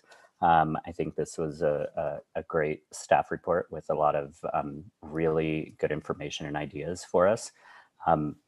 I personally think this should be the bare minimum of what we do. I mean, we've had a lot of these discussions that were had in 2017 definitely predate my time on. I think it just comes to exemplify how this has been a problem for so long, and people keep asking us like keep asking the city to do things about it, and we have no mechanism of addressing some of these buildings. I would actually, well, I mean, I think we all know from our discussion earlier this year that I am definitely even in support of looking at some sort of a registry, but I think at the very least, having some teeth for buildings that are left abandoned and in a state of disrepair where like nothing is being done with them. I mean, we have to be able to for the benefit of our town, to take some stronger action on that. And so I'm definitely in support of combining that into a big nuisance ordinance in similar to well, in the same vein as what Mammoth Lakes has. And one of the things that I want to bring up to the rest of the council is because I do think this is a good start, but I recently met with a investor who wants to invest in our downtown corridor. And he actually spoke because of the economic opportunity zone, he needed to purchase a building in the downtown corridor. And he reached out with Elaine's help to on order 24 owners of buildings in town. And the vast majority of them, and by vast majority, I mean almost every single one of them, was not interested in selling, not interested in doing anything with the buildings. And some of the reasons that he was even given was, oh, to sell the property would involve paperwork. And so we really have to start looking at what it is that we can do as a city to start encouraging that sort of turnover, because just relying, I know a lot of realtors got up in arms about, well, okay, maybe just one or two realtors got up in arms about having some sort of a vacant building registry. But the reality is, like, okay, what are you doing about it? We're letting the free market do nothing and contribute to this appearance that our town is falling, like is being vacant in our, and not having a vibrant Main Street. So, I mean, when it comes to nuisance, I think this is definitely something we should do, but I do think we should be looking at more that we can do to revitalize our downtown.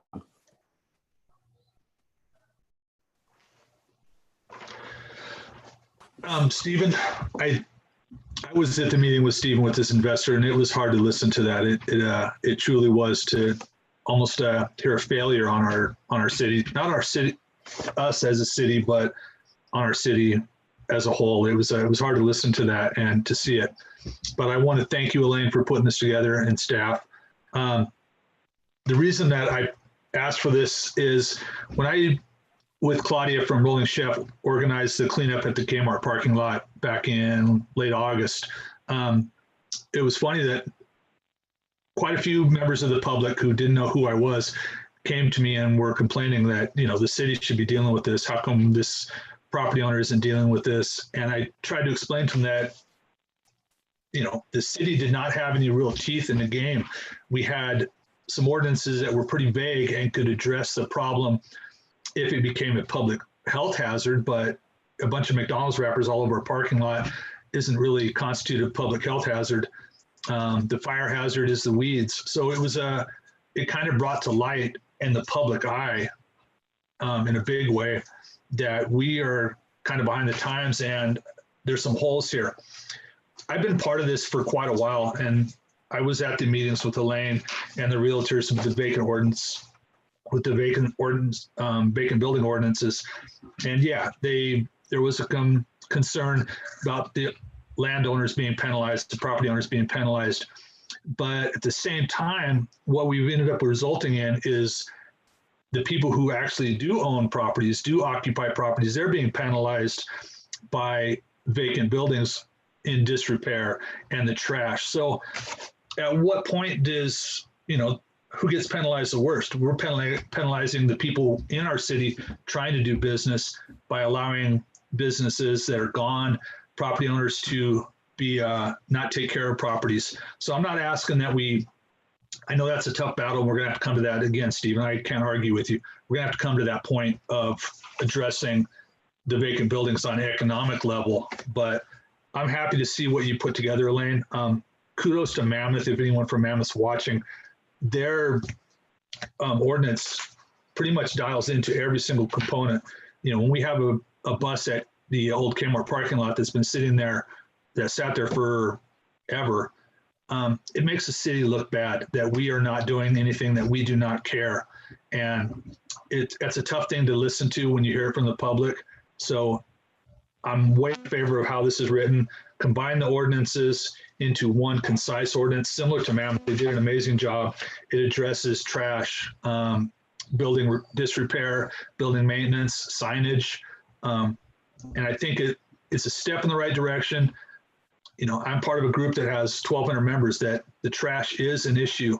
And, if we can start making any kind of step forward to be getting in front of it and be more involved with keeping our city clean, doing our part, then I think we're doing a great job. And so I would like to see this. I fully support that we mop out the old ordinance, put in a new one, clean it up, and let's have some teeth and be able to take care of some problems. There you go. Nice, Jim. I like your enthusiasm. I have a question. I agree that our ordinance needs to become more robust, but it also comes down to being able to enforce our ordinances. And given that our economic state is at sort of a status quo, what can we do to not increase the staff work to have teeth to our ordinance? And I didn't know, one of the things we were talking about is, making sure a building that is under construction, is substantially working towards finishing their project versus just kind of lingering. And what kind of could we do?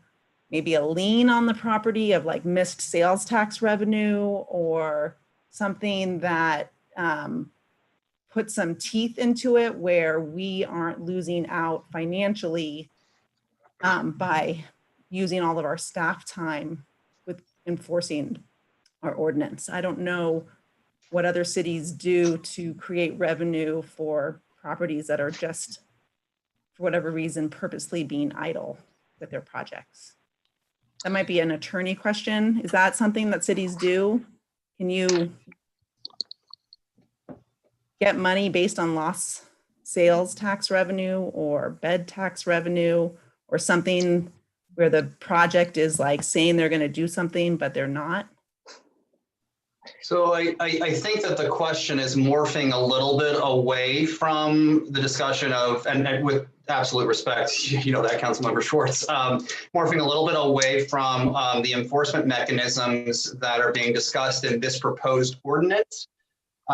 Really, when you're looking at code enforcement, property maintenance, and enforcement options for a city, that is a completely separate discussion and really has to be legally from, those are not enforcement mechanisms that can be used to raise revenue. So many cities and city prosecutors and offices and enforcement efforts have got into trouble when they start to commingle you're maintaining a bad property, so we want you to clean it up, and we want you to pay X, Y, and Z, and we want you to pay our attorney's fees, and we want you to pay loss of revenue. So it gets, that's a completely separate discussion, and I think that we could actually compartmentalize that out and take that for another council topic in terms of what we can do in that vein. In this vein, although the underlying tones are the same, the city of Bishop for a long time has had enforcement mechanisms built into its municipal code. We have administrative citation programs built in. We have criminal authority to cite people for violation of any municipal code section. We don't have as many municipal code sections, and that's the reason that I think Elaine's done a great job in summarizing what our ordinance could have, what it doesn't have. But keep in mind, council, that simply because you authorize cleaning up and creating a comprehensive enforcement mechanism doesn't mean you have to use every single one of those. And so everybody may think that, ooh, well, we don't want to criminally prosecute a 75-year-old homeowner for not maintaining their property, but we may want to, if it gets to the point, and issue administrative citations if they're refusing to do this.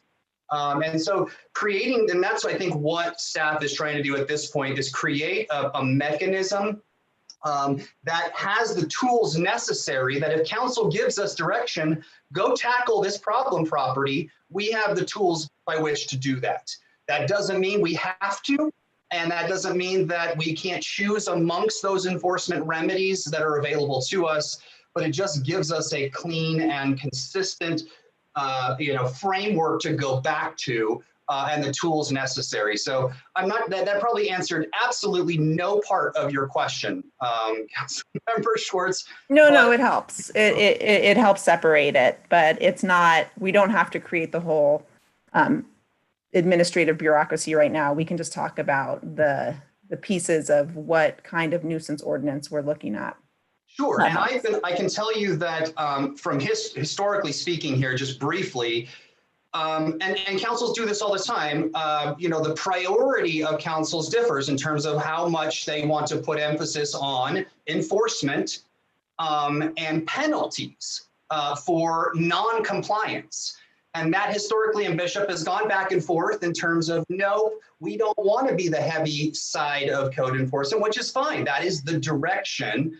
But up to this point, I'm in complete agreement, at least because I'm the one who has to look at these statutes and say, yes, we can apply them, no, we can't, or, assess it in that nature. I agree that we need a cleanup, but beyond a cleanup that gives the staff the tools to do anything that they want to do, beyond that, the direction and the policy about how we use that, when we use it, is completely up to council. So I think that this is a really kind of a minor issue in terms of cleaning up these ordinances, getting everything we need to get that pretty much every city has in terms of the possibilities of enforcement.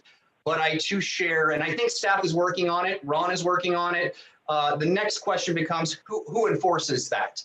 And so that was echoed, in the public comment. But if we can get some clean framework to operate under, then we can bring these back. Some of our councils want every single case brought back to them with what options do we have available to us? And we can do that as well. So this is just establishing a framework of tools for staff. Long-winded response, probably non-responsive. Well, I agree with everybody's response and everything, and it's good, it's well-rounded. One of the things, reasons why I would like to see some kind of registry, and it's not to, be able to hold our thumb over everybody, but just, I think that as the, city council and staff, that what we want is to have a dialogue with our businesses or our property owners in the city and be able to express to them, our desire for a vibrant city and to give, some of them are stubborn, some of them don't care, but some of them just may really be at a loss as to what to do with their property because it's going to cost a lot to fix it up, to get renters. And so the more we could dialogue and help those people if they're needing help, I think the better. And so I'd like to see possibly if we could require some kind of form when a building is empty, and it would have, like a checklist of the intent or what's going on or what their plan is for the building. And if it is to do nothing with it, then we start, trying to have some teeth and saying, we just can't have this in our city. I know it's private property, but I think as a city we have some room to do that. And then there was a couple of items on this proposed ordinance, and the first one I want to look at is 1C and Part 3. which says any sign which advertises a use or business not being made, and goes on and on. So basically, if a business is closed, like I think about Barbecue Bells, is that sign still there? Anybody know? So, Yeah, but if you want an example, there is still the Kmart sign in front of the old Kmart building. Right. And so, you know, I think it's hard because we'd even have to put in the ordinance how they would cover that up. You know, we don't want them to take the whole thing down. The next owner could use that sign, but we don't want them to, you know, throw a plastic bag over the sign and have it deteriorate and fall apart. But, you know, those kind of things I think will help. And then the other thing is make some requirement, especially for Main Street businesses, to wear the screening or some artwork. And I think if we could get some kind of program and get the Council for the Arts involved to where they would have, you know, art ready to put in some of our windows and just make things look better. And then, you know, I'm all for adding some teeth and some penalties and fines for people who just don't care and who are letting their place go. So I think it's a good thing to move forward and try and come up with an ordinance that helps our city look better. Elaine, maybe this is a question for Dean. If we adopt one of these ordinance, like in particular the one about dealing with signage once a business moves out of the building, are the current properties like grandfathered in, or does it also apply to them? I believe that the council could choose. Dean might have to help me there, but there's a term for as you put new, for instance, signage ordinances in place, you have to demise things that aren't consistent with that over a period of time that the council could dictate. So things do not necessarily need to be grandfathered in. But it would also depend on like sort of the specific instances that we might want to look at.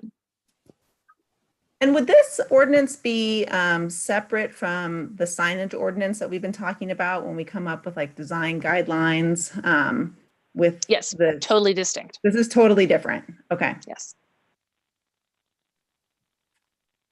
Well, I'm, you know, all for coming up with a ordinance about like what we, you know, if we had like a perfect scenario and everyone obeyed the ordinance, you know, what the city would look like. But then maybe we could talk about enforcement at a different time, because it seems like those are two separate conversations. And, you know, when I was thinking about it, I was like, we can't ordinance ourselves to the perfect city. You know, people, there's always going to be a, you know, barriers that we come across. But if we could kind of come up with like a visionary idea of if everyone complied, what would our city look like? And these are the rules by which we want you to follow. And, you know, I think that would be great. And then we could, at our next conversation, talk about code enforcement and what that looks like. Karen, have you read the Mammoth one? Yeah. Because I loved how well it was, you know, their code enforcement officer basically starts with Ron and works its way down, or who he designates. But I think to address some of the what I'm hearing here tonight is, do we want to be in the business of going out and, you know, beating down people's doors to make them pull weeds? No, but I think in the absence of any kind of threat or any kind of, yeah, Bishop, yeah, nothing's going to happen. I don't have to do anything with my business because there's really nothing going to happen. Nobody cares. I think in the absence of it, it's acceptable.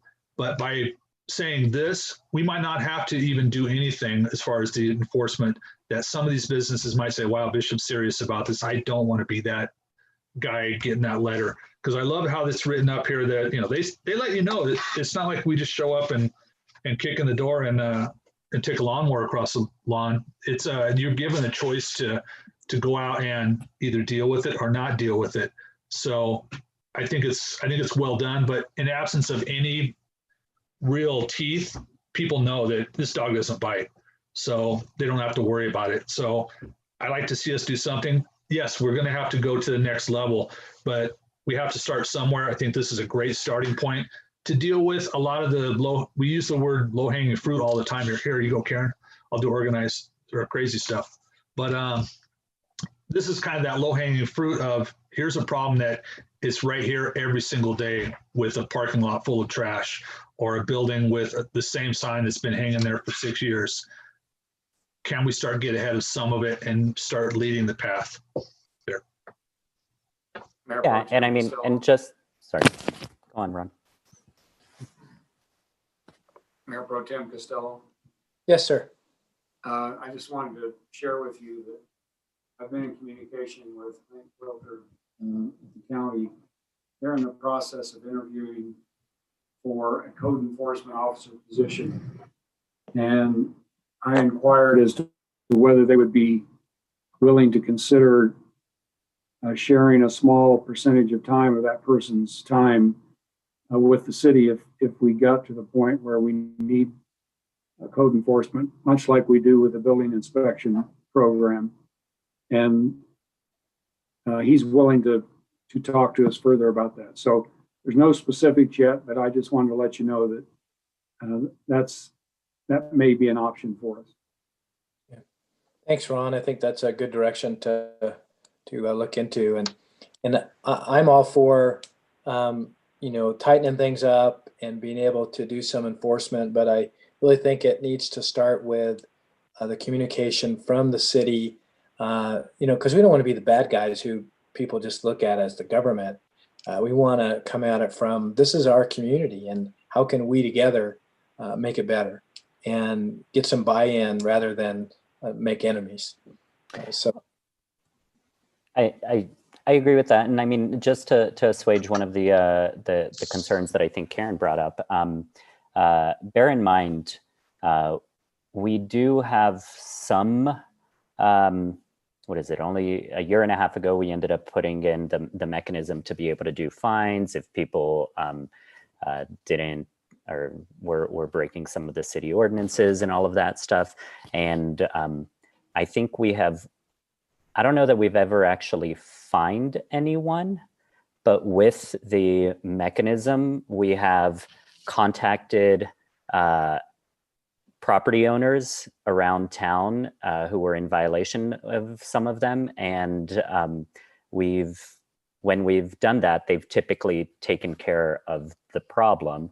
And so, I mean, I don't think it's the kind of thing that we're going to come down with a big hammer, but I do think that this starts paving the way so that we have some teeth for especially habitual offenders. And I think when you have something written in the books, people tend to, want to be compliant, or at least they're just like, oh, well, this is the ordinance and this is what I have to follow when maybe they move into a certain property or they purchase a property or whatever they do with the change of property. I think, having it spelled out for them gives them some direction versus if it's pretty bare bones, then they'll, do a bare bones job. I think having the ordinance is the beginning of the discussion of, and then we can explain why we have it and move forward with that. Sounds like we have consensus to continue to develop this ordinance. And so I think it would be good, Jim, especially you've got a good handle on the Mammoth one. If there are components that you feel like really need to be in ours, to make that known. But can we safely say to have staff continue to work on this and give us another presentation soon? May I ask a clarifying question even beyond that in terms of, is the direction to staff to bring back a modified ordinance that cleans up and presents a comprehensive property maintenance ordinance? And if that is the direction, what time frame is council giving staff to do that? That's a yes for me. What about everyone else? Yeah, Tomorrow. I think that's direction. Yeah, that sounds good. I think as much time is needed to make it solid. Day after. And are we going to look at, are we going to combine some ordinances and maybe clean out some of the old ordinances and create a new one? Or what's the take on that, Dean? Yeah, I thank you for that question. I think that in this, we don't need further discussion to bring back a revised or proposed ordinance, but to save Elaine's brain cells and stress level and everybody else in the city, I think that if this is going to be more than just a piecemeal attempt at taking this little statute, putting it over here, that we need to take a look at it comprehensively at what our municipal code looks like and what needs to go where. And that's a process that we all need to task force internally. So I think that this is not something that, again, if there's an emergent issue right now that we need to tackle from an enforcement perspective, let's identify that specifically, and we can identify that. When it comes to cleaning up these ordinances, to give us a clean, comprehensive slate here, I would say that, focusing on shortly after the first of the year to bring something back to council in terms of a cleaned up ordinance would allow us, and Elaine might, I hadn't discussed this time frame with anybody, but we're not reinventing the wheel here either. There are a number of cities that have comprehensive statutes. I just want to make sure that that we don't just start sticking pieces in there into our municipal code, which is what it has happened in the past, where we know we need this little isolated piece, so we stick it in there, but it doesn't marry well with the other provisions, or it doesn't sit well and read well with the entire municipal code. So if you would allow us that time, I think we could make sense of this and what would make the most sense given what right now the perspective is, the policy is, and the goal is. Let us work on that and bring you back a modified ordinance that, again, you don't have to enforce if you don't want to, but it provides a consistent and comprehensive tool for staff. Ron, does that sound like a good time frame for you? I think that Yes, works. I think so. And Dean, I think looking at point 8 and point 16 and point 28 here, almost take the Mammoth one, and that would be up to staff and yourself to see how it's written. We have 3 different ordinances here that kind of jump all over the place. Can you condense it down to one ordinance, which I see Mammoth is, like I said, I'm impressed with their ordinance because it covers the abatement, the abandoned vehicles, the building maintenance, the landscape maintenance. It kind of encompasses everything that we've done before without trying to throw piecemeals in and have conflicting ordinances. We can go to one ordinance in one book, and here it is, yes or no, in my opinion. And time frame wise, first of the year would be great.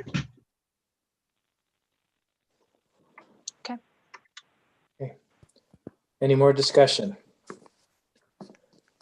All right.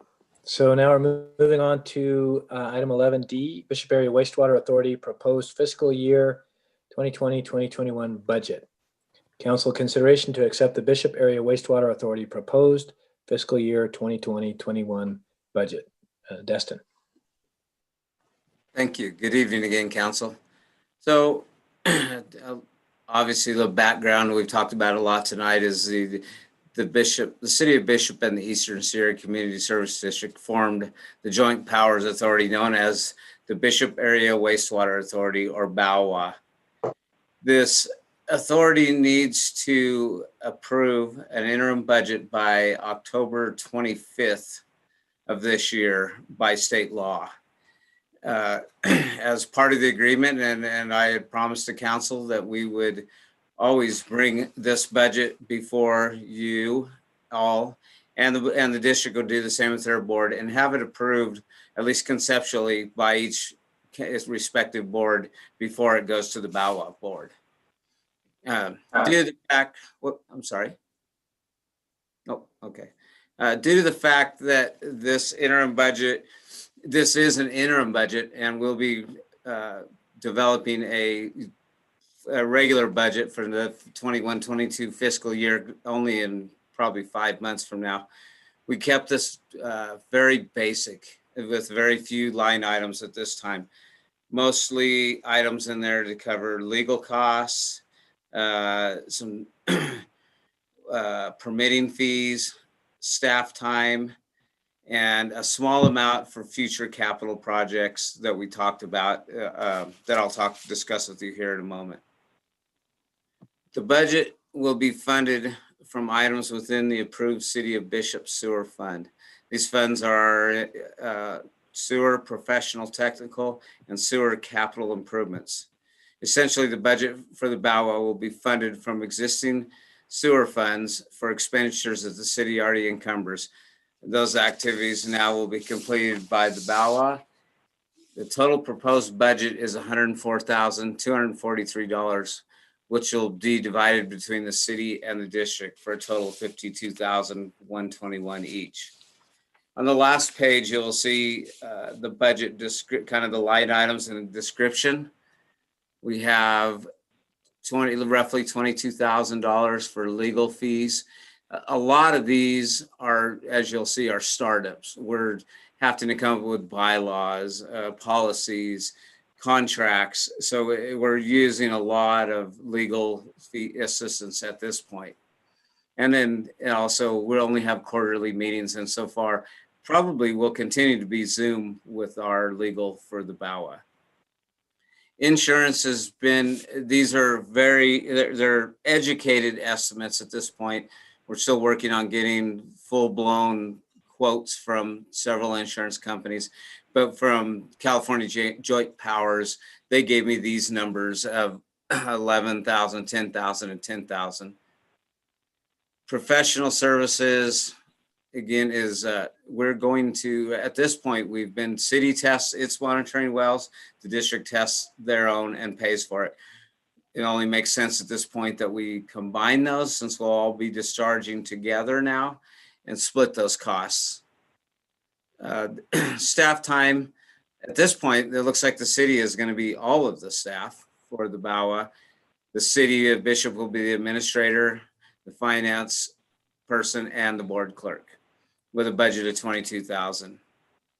Discharge fees, that's our permit for the use of reclaimed water, which is evolving quickly. $2,800, which compared to what the city pays right now, $15,000 a year. So a reclaimed water use permit is a lot less expensive. And then we put a little bit in for future capital.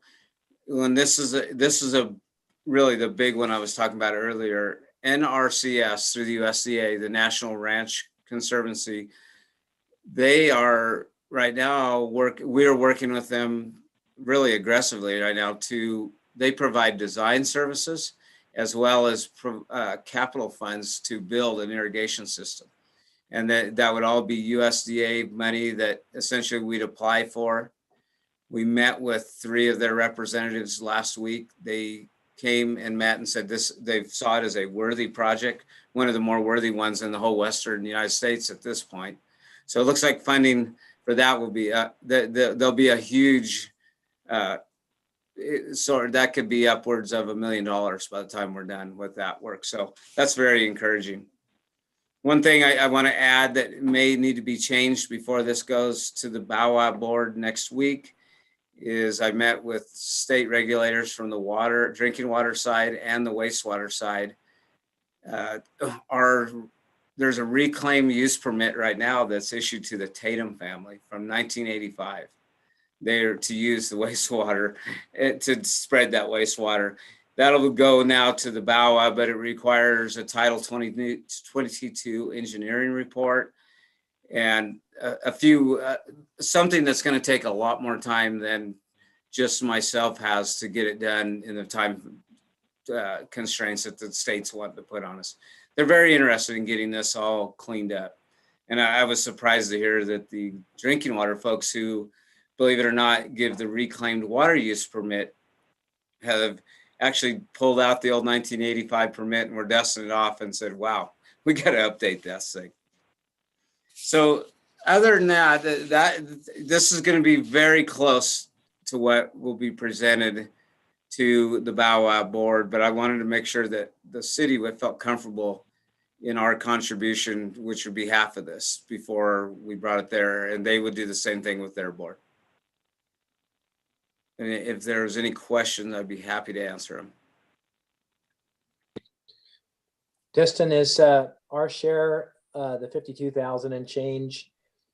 Do we just set that aside in our accounts as we're doing the finance too, and then will the district, just put theirs in our bank, so to speak, and then we'll just pay everything out of that fund?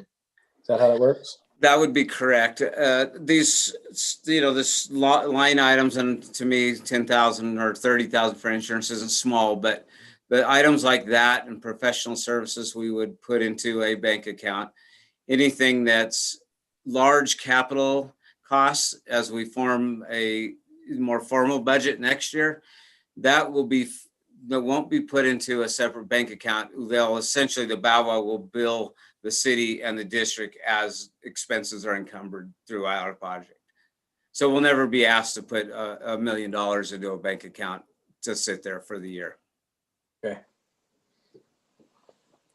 Any other discussion? And I mean, just to be clear, this all comes from the sewer funds, right? Which is where it's coming, where we would be incurring those costs anyway. Correct. Yes, we have it in, and I put money in the budget this year for a farm management plan and all that into the city's sewer fund budget. Yes, so that money will just, we've already earmarked it for these projects, but now it'll just go combined and actually cost half as much as it would have.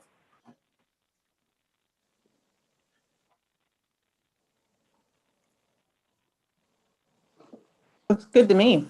Nice work. Yes. Hey, Destin, I know this is a little weird. Can you just mention briefly to the council, because I'm not sure all of them are aware of our tentative kind of talks between the JPA and the city in terms of providing some administrative support. I'm not sure whether the entire council know that we are in talks of providing some compensated administrative support. So I just wanted just for you to throw that out there. Yeah, thank you, Dean. So at this point, no contracts have been written, nothing's been signed. Dean is actually reviewing the contract. So the city would provide an administrator to an executive director, whichever you like to call it, for the BAWA. It will be contracting those services through the city and not Destin or Ron or Jenny. It'll be contracts where the city actually is that administrator, is the finance person, and no one person named in those positions. We're definitely trying to cover ourselves and make sure that all the employees, because the JPA will have no employees. And we've decided that early on is keep costs down. So hopefully with Dean's been looking at the particular one. The one in particular is the administrator contract. Make sure that we're covered legally, not only that we won't have responsibilities for decisions made by the administrator, that it'll be the JPA and covering those, and hopefully those insurance errors and omissions and all that will cover that. I hope I answered your question, Dean. Yeah, I just wanted to make sure the entire council knew that that was on the radar and that we're looking at that and doing it in the right way that protects the city, protects Destin, but gets us the happy relationship that everybody wants right now. Exactly. I'm sorry. Go ahead. Finish up, Destin. Oh, no, I was just going to say, and it's interesting, and I will note that it's evolving into a lot of work, to be honest with you. And, maybe that line item for the administrator's time needs to increase. We'll know better by March. It's my obligation obviously is to the city first and foremost, and to look out for the city's best interests. And this JPA is very much a good thing for us to be interested in, but also don't want it to consume my whole life, and I can't do what I was hired to do here at the city. So I think it'll work out fine as things slow down and we get a better handle on these general startup issues. There's a lot of stuff with bylaws. I constantly get emails from their legal all the time, and I think it'll slow down, but we'll see. So we'll basically set an hourly rate in the contract for each position, and then on a monthly or whatever time basis we decide, bill that fund for so many hours for the administrator and so on.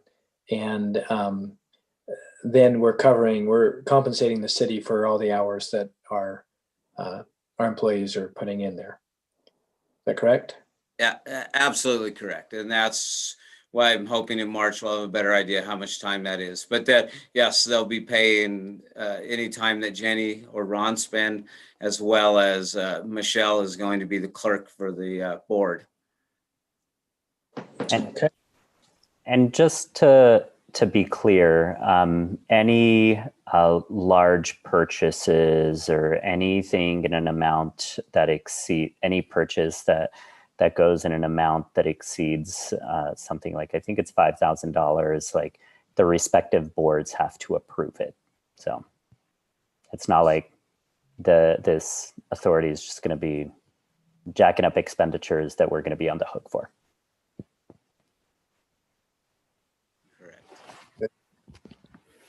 All right. Someone care to make a motion? I don't believe this is an action item, Mr. Mayor Pro Tem. This was just direct information, make sure there was no direction a contrary direction to the council's two members, which are Councilmember Mahovy and Councilmember Costello. If there are no modifications that are being proposed to send back to the full board, then I believe those two members of ours will take this back, and then you will get a final budget to approve at some point in the future, if I'm not misspeaking, Destin. You're correct. Okay. Is everybody good with that? Do we need to take a roll call vote?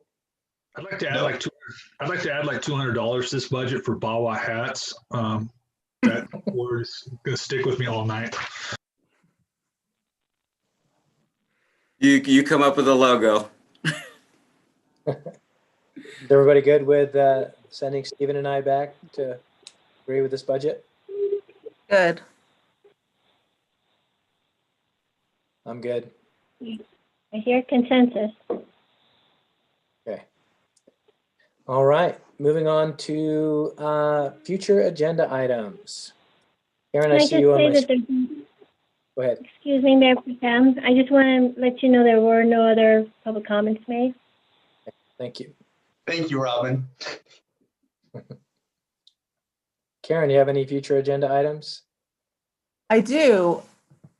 We had a public comment at the beginning of the meeting from the ESSRP, and I was thinking that the city might be interested in submitting some project ideas. And if we wanted to talk about some to staff and then see if staff could get some in for our next council meeting and submitted before the 31st, which is the deadline to submit some ESSRP, sustainable recreation projects that would be meaningful to the city of Bishop.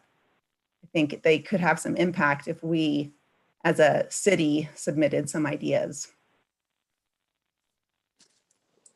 Okay, everybody good with that?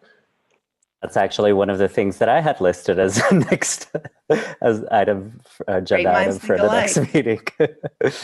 I'm good with that too. So I know that we can't discuss something that hasn't been agendized, so I wasn't really sure how to go about it, but I thought maybe we could just give some of our ideas to Elaine and Ron, and then they could come back with some project ideas that then could be submitted on the 31st. And I mean, just to be clear, I actually did submit a project idea. It's not an onerous task at all. So, yeah, I don't think they're. I think they're very broad in scope. But we've discussed many project ideas, and even trash in the Eastern Sierra could be, something that I think the entire corridor would be a project idea. You're welcome to submit those to Elaine and me by email, or if you want to do it directly. Either way, we'll do it if you want. Okay. Any other future agenda items? I did have one. This also corresponds to my committee report. I attended the Eastern Sierra Recreation meeting last week. And I learned at that meeting, the regional forester had lifted the restrictions on closing the forest. And our interim forest supervisor decided on his own to continue to keep the wilderness closed. And I think, you know, we all know that the Creek Fire is a huge impact, you know, on the Eastern Sierra, and it's a huge fire hazard. But I also think that being able to hike in the wilderness for day use is an appropriate use. And his concern was having people going into the Sierra National Forest, and he couldn't risk that possibility for even happening. And I think just given for our local mental health, being able to hike in the wilderness is pretty important. And I think a day use is an appropriate use right now. And I was wondering if the city might be interested in writing a letter to the forest, encouraging them to reopen the Inyo Wilderness for day use. I could get alongside of that. Yeah, I think that's a great idea. Okay. So maybe I can get a letter together and then we could submit it, approve it at the next meeting and then submit it to the forest. That also seems like something the county would be interested in. Yes, yes. And I think individuals could even write letters as well. Because it's not a regional mandate. It's just our supervisor who has decided to keep the wilderness closed. Not for overnight use, but I think day use is appropriate. Or we could submit the letter when it's ready and then have it ratified at the next meeting. Okay, that sounds great. I'm sure Laura would be good with that also. We could ask her. Okay. I don't have any more future agenda items. All right. How about you, Stephen? The only other thing that I was thinking is, since I guess I just want to kind of get a feel if people are interested in entertaining this. Since we are at a point that we'll be having starting to get rough drafts of the downtown plan in the next month or so, if we want to look at if there's some mechanism where we can kind of not necessarily put a moratorium on construction of big commercial properties, but get some mechanism so that we make sure that anything that's coming now kind of is more in line with what we're looking at and then for our downtown plan. Okay. We'll certainly keep that in mind. Okay, Jim? No, I have nothing for future currently. Okay. One thing I'd like to at least begin discussion on is I've had a lot of volunteer firemen come to me, and I've started a conversation with Joe, but one of the things that is of concern to a lot of the volunteers is recently, you know, we sent trucks down on fires, and some of the trucks that have gone and that we're making, you know, an hourly amount of money on, like a huge amount of money with all the time they've been gone, were actually purchased by the volunteers.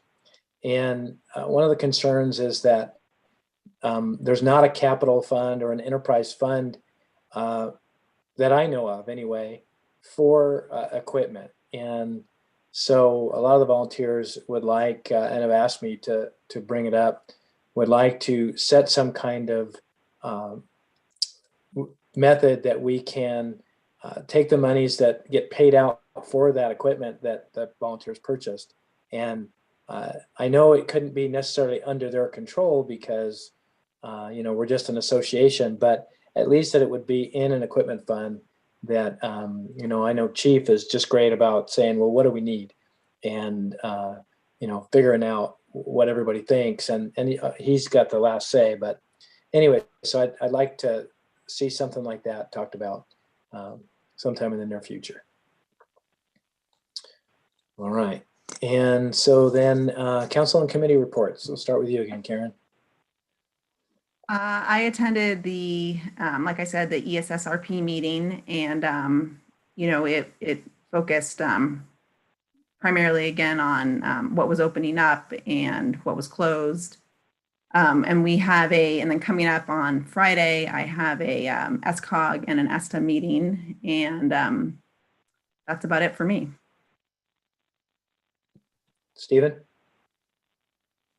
We've had no committee meetings in the last couple of weeks, and I believe we're scheduled to have, so there's Bishop Area Wastewater, so BAWA, Jim, next week, and then there is I don't know if there is an LTC meeting yet next week, but if there is, I won't be able to attend. Okay, right. I'll be able to attend that. It's going to be, I'm going to have to come down the hill from Virginia Lakes, but I'm planning on being there. So do we need to, if the meeting is on, who's our alternate? Is it Laura? I believe it is. I believe so. So Robin, when we get notice of whether we have a quorum and enough agenda items to have the meeting, if they do send that out, can you contact Laura? Yes, I will. Yes. Okay. All right, Jim. Let me get to unmute there. I got a few things. Yes, we have SCOG and ESTA meeting this Friday. The SCOG one, we're going to be discussing the director for our JPA. I know we had some interviews. We had an interview last week, and we'll present that to SCOG. So Karen, that will be before us. I went to the annual League of Cities conference over the past weekend or past week, and it was not Long Beach by any means. It was a lot different. There was some great information. I know I caught Ron in one of the meetings on the municipal revenues, and there was some interesting stuff that came out of it. You can go online to League of California Cities to the conference and review the videos. I went to one on municipal revenues, and there was some stuff on there, Stephen, you might find interesting, that does address the vacancy tax. There's cities that are doing it, but legally, and Dean could probably talk to that, there's some fine lines there that you can get into considered excise tax, and you got to go 2/3 of the voters, and they talked about that. The one thing, and if you can look into it, Ron, that stuck out in that meeting for our council coming before us this November was the TUT tax. That I know, apparently it sounded like that tax, the TUT tax, is applicable to the delivery location. So internet sales that they go just to Inyo County, and then we get our little percentage of it. Doesn't matter that Bishop was actually sold here. TUT apparently applies differently, and it actually is to the delivery location. So there might be some different numbers in there. I was not aware of that, and it kind of stuck out at me. I also attended class on some housing law update, and good job Elaine and our staff, because we are actually in pretty good shape there. California is pushing for more housing, as we expect, but we're actually pretty far ahead there as far as the ADUs and the stuff we have on there. Went to a layoff and furlough class that we pretty much already did all that. And then the last part on here, at the General Assembly, and Chris can probably talk on it too if you went there. I know you were there for the General Assembly on the final day. We voted on the resolution as a council to approve that they modified the Section 230. And that was about the social media companies getting more involved and getting a little bit in front of the problems that have been coming up. And I was surprised that thing barely squeaked by. It was a huge discussion between a lot of cities and about crossing, too far into one side and the other side, but they did not have a quorum. And I've never seen that in all the meetings I've been to at the league. So the virtual meeting concept, as good as it is, it also had some holes there. And the voting part was I hope the national election goes way better than that vote that they did there, because it was chaos for a little bit. And then last thing, this weekend, Yosemite Facelift in the past, it's a group that they clean up Yosemite every year. Volunteers come in and do the same thing I'm doing with my Eastern Sierra or the Sierra trash eliminators. I had a meeting with Forest Service last week. Because Yosemite is not open, they cannot do it there. They're moving it out to pretty much Owens Valley, and it's called East Side Facelift. So this weekend, Forest Service and this East Side, the Yosemite Facelift, they are putting out dumpsters, and I have a list available if anybody wants it, up and down the valley, all the way from Lone Pine up into Mono County. So people can go out and clean up the forest properties, clean up properties around their communities, and the dumpsters will be available for them to dump all their trash in. The Bishop one in our area will be out at the fairgrounds, right in the main parking lot there. So it'll be available this weekend. That doesn't mean clean up your yard, Stephen, and take all your construction trash there. But if you guys go out and pick up the community, there is a facility available, and they would appreciate the help. And other than that, having a great time. I'm getting a bobble hat though. All right. Thanks, Jim. Well, I recently spent 2 weeks at the 2.5-day California Cities Conference. There was a lot of sessions, and the only one I didn't make is the closing session after the vote, and that's because I had an emergency come up. Anyhow, that vote was only a couple of votes, or a couple of delegates short of having a quorum. So it was really close. And it was amazing how long it took. And the primary arguments, like Jim said, was people worried that it would take away our rights. But I think what made it win was the fact that we're not actually writing a law. We're asking Congress to do that, and to just try and take care of these issues that the resolution was about. I also attended the Owens Valley Groundwater Authority meeting, and I've learned more about water and how it goes in and out of the valley than I ever imagined I would. So we are moving ahead with the how we get public input, and that's a huge part of this plan, is allowing the public to have a voice in how the plan is made. But the plan is moving along, and we're going to have a meeting every month for a while until we get some things settled. And then, as Stephen said, we have the BAWA and the LTC next week. Other than that, I think that's it. And so I'll now adjourn our meeting tonight until October 26th at the end of this month. Thank you, everyone. Have a good night. Thank you very much.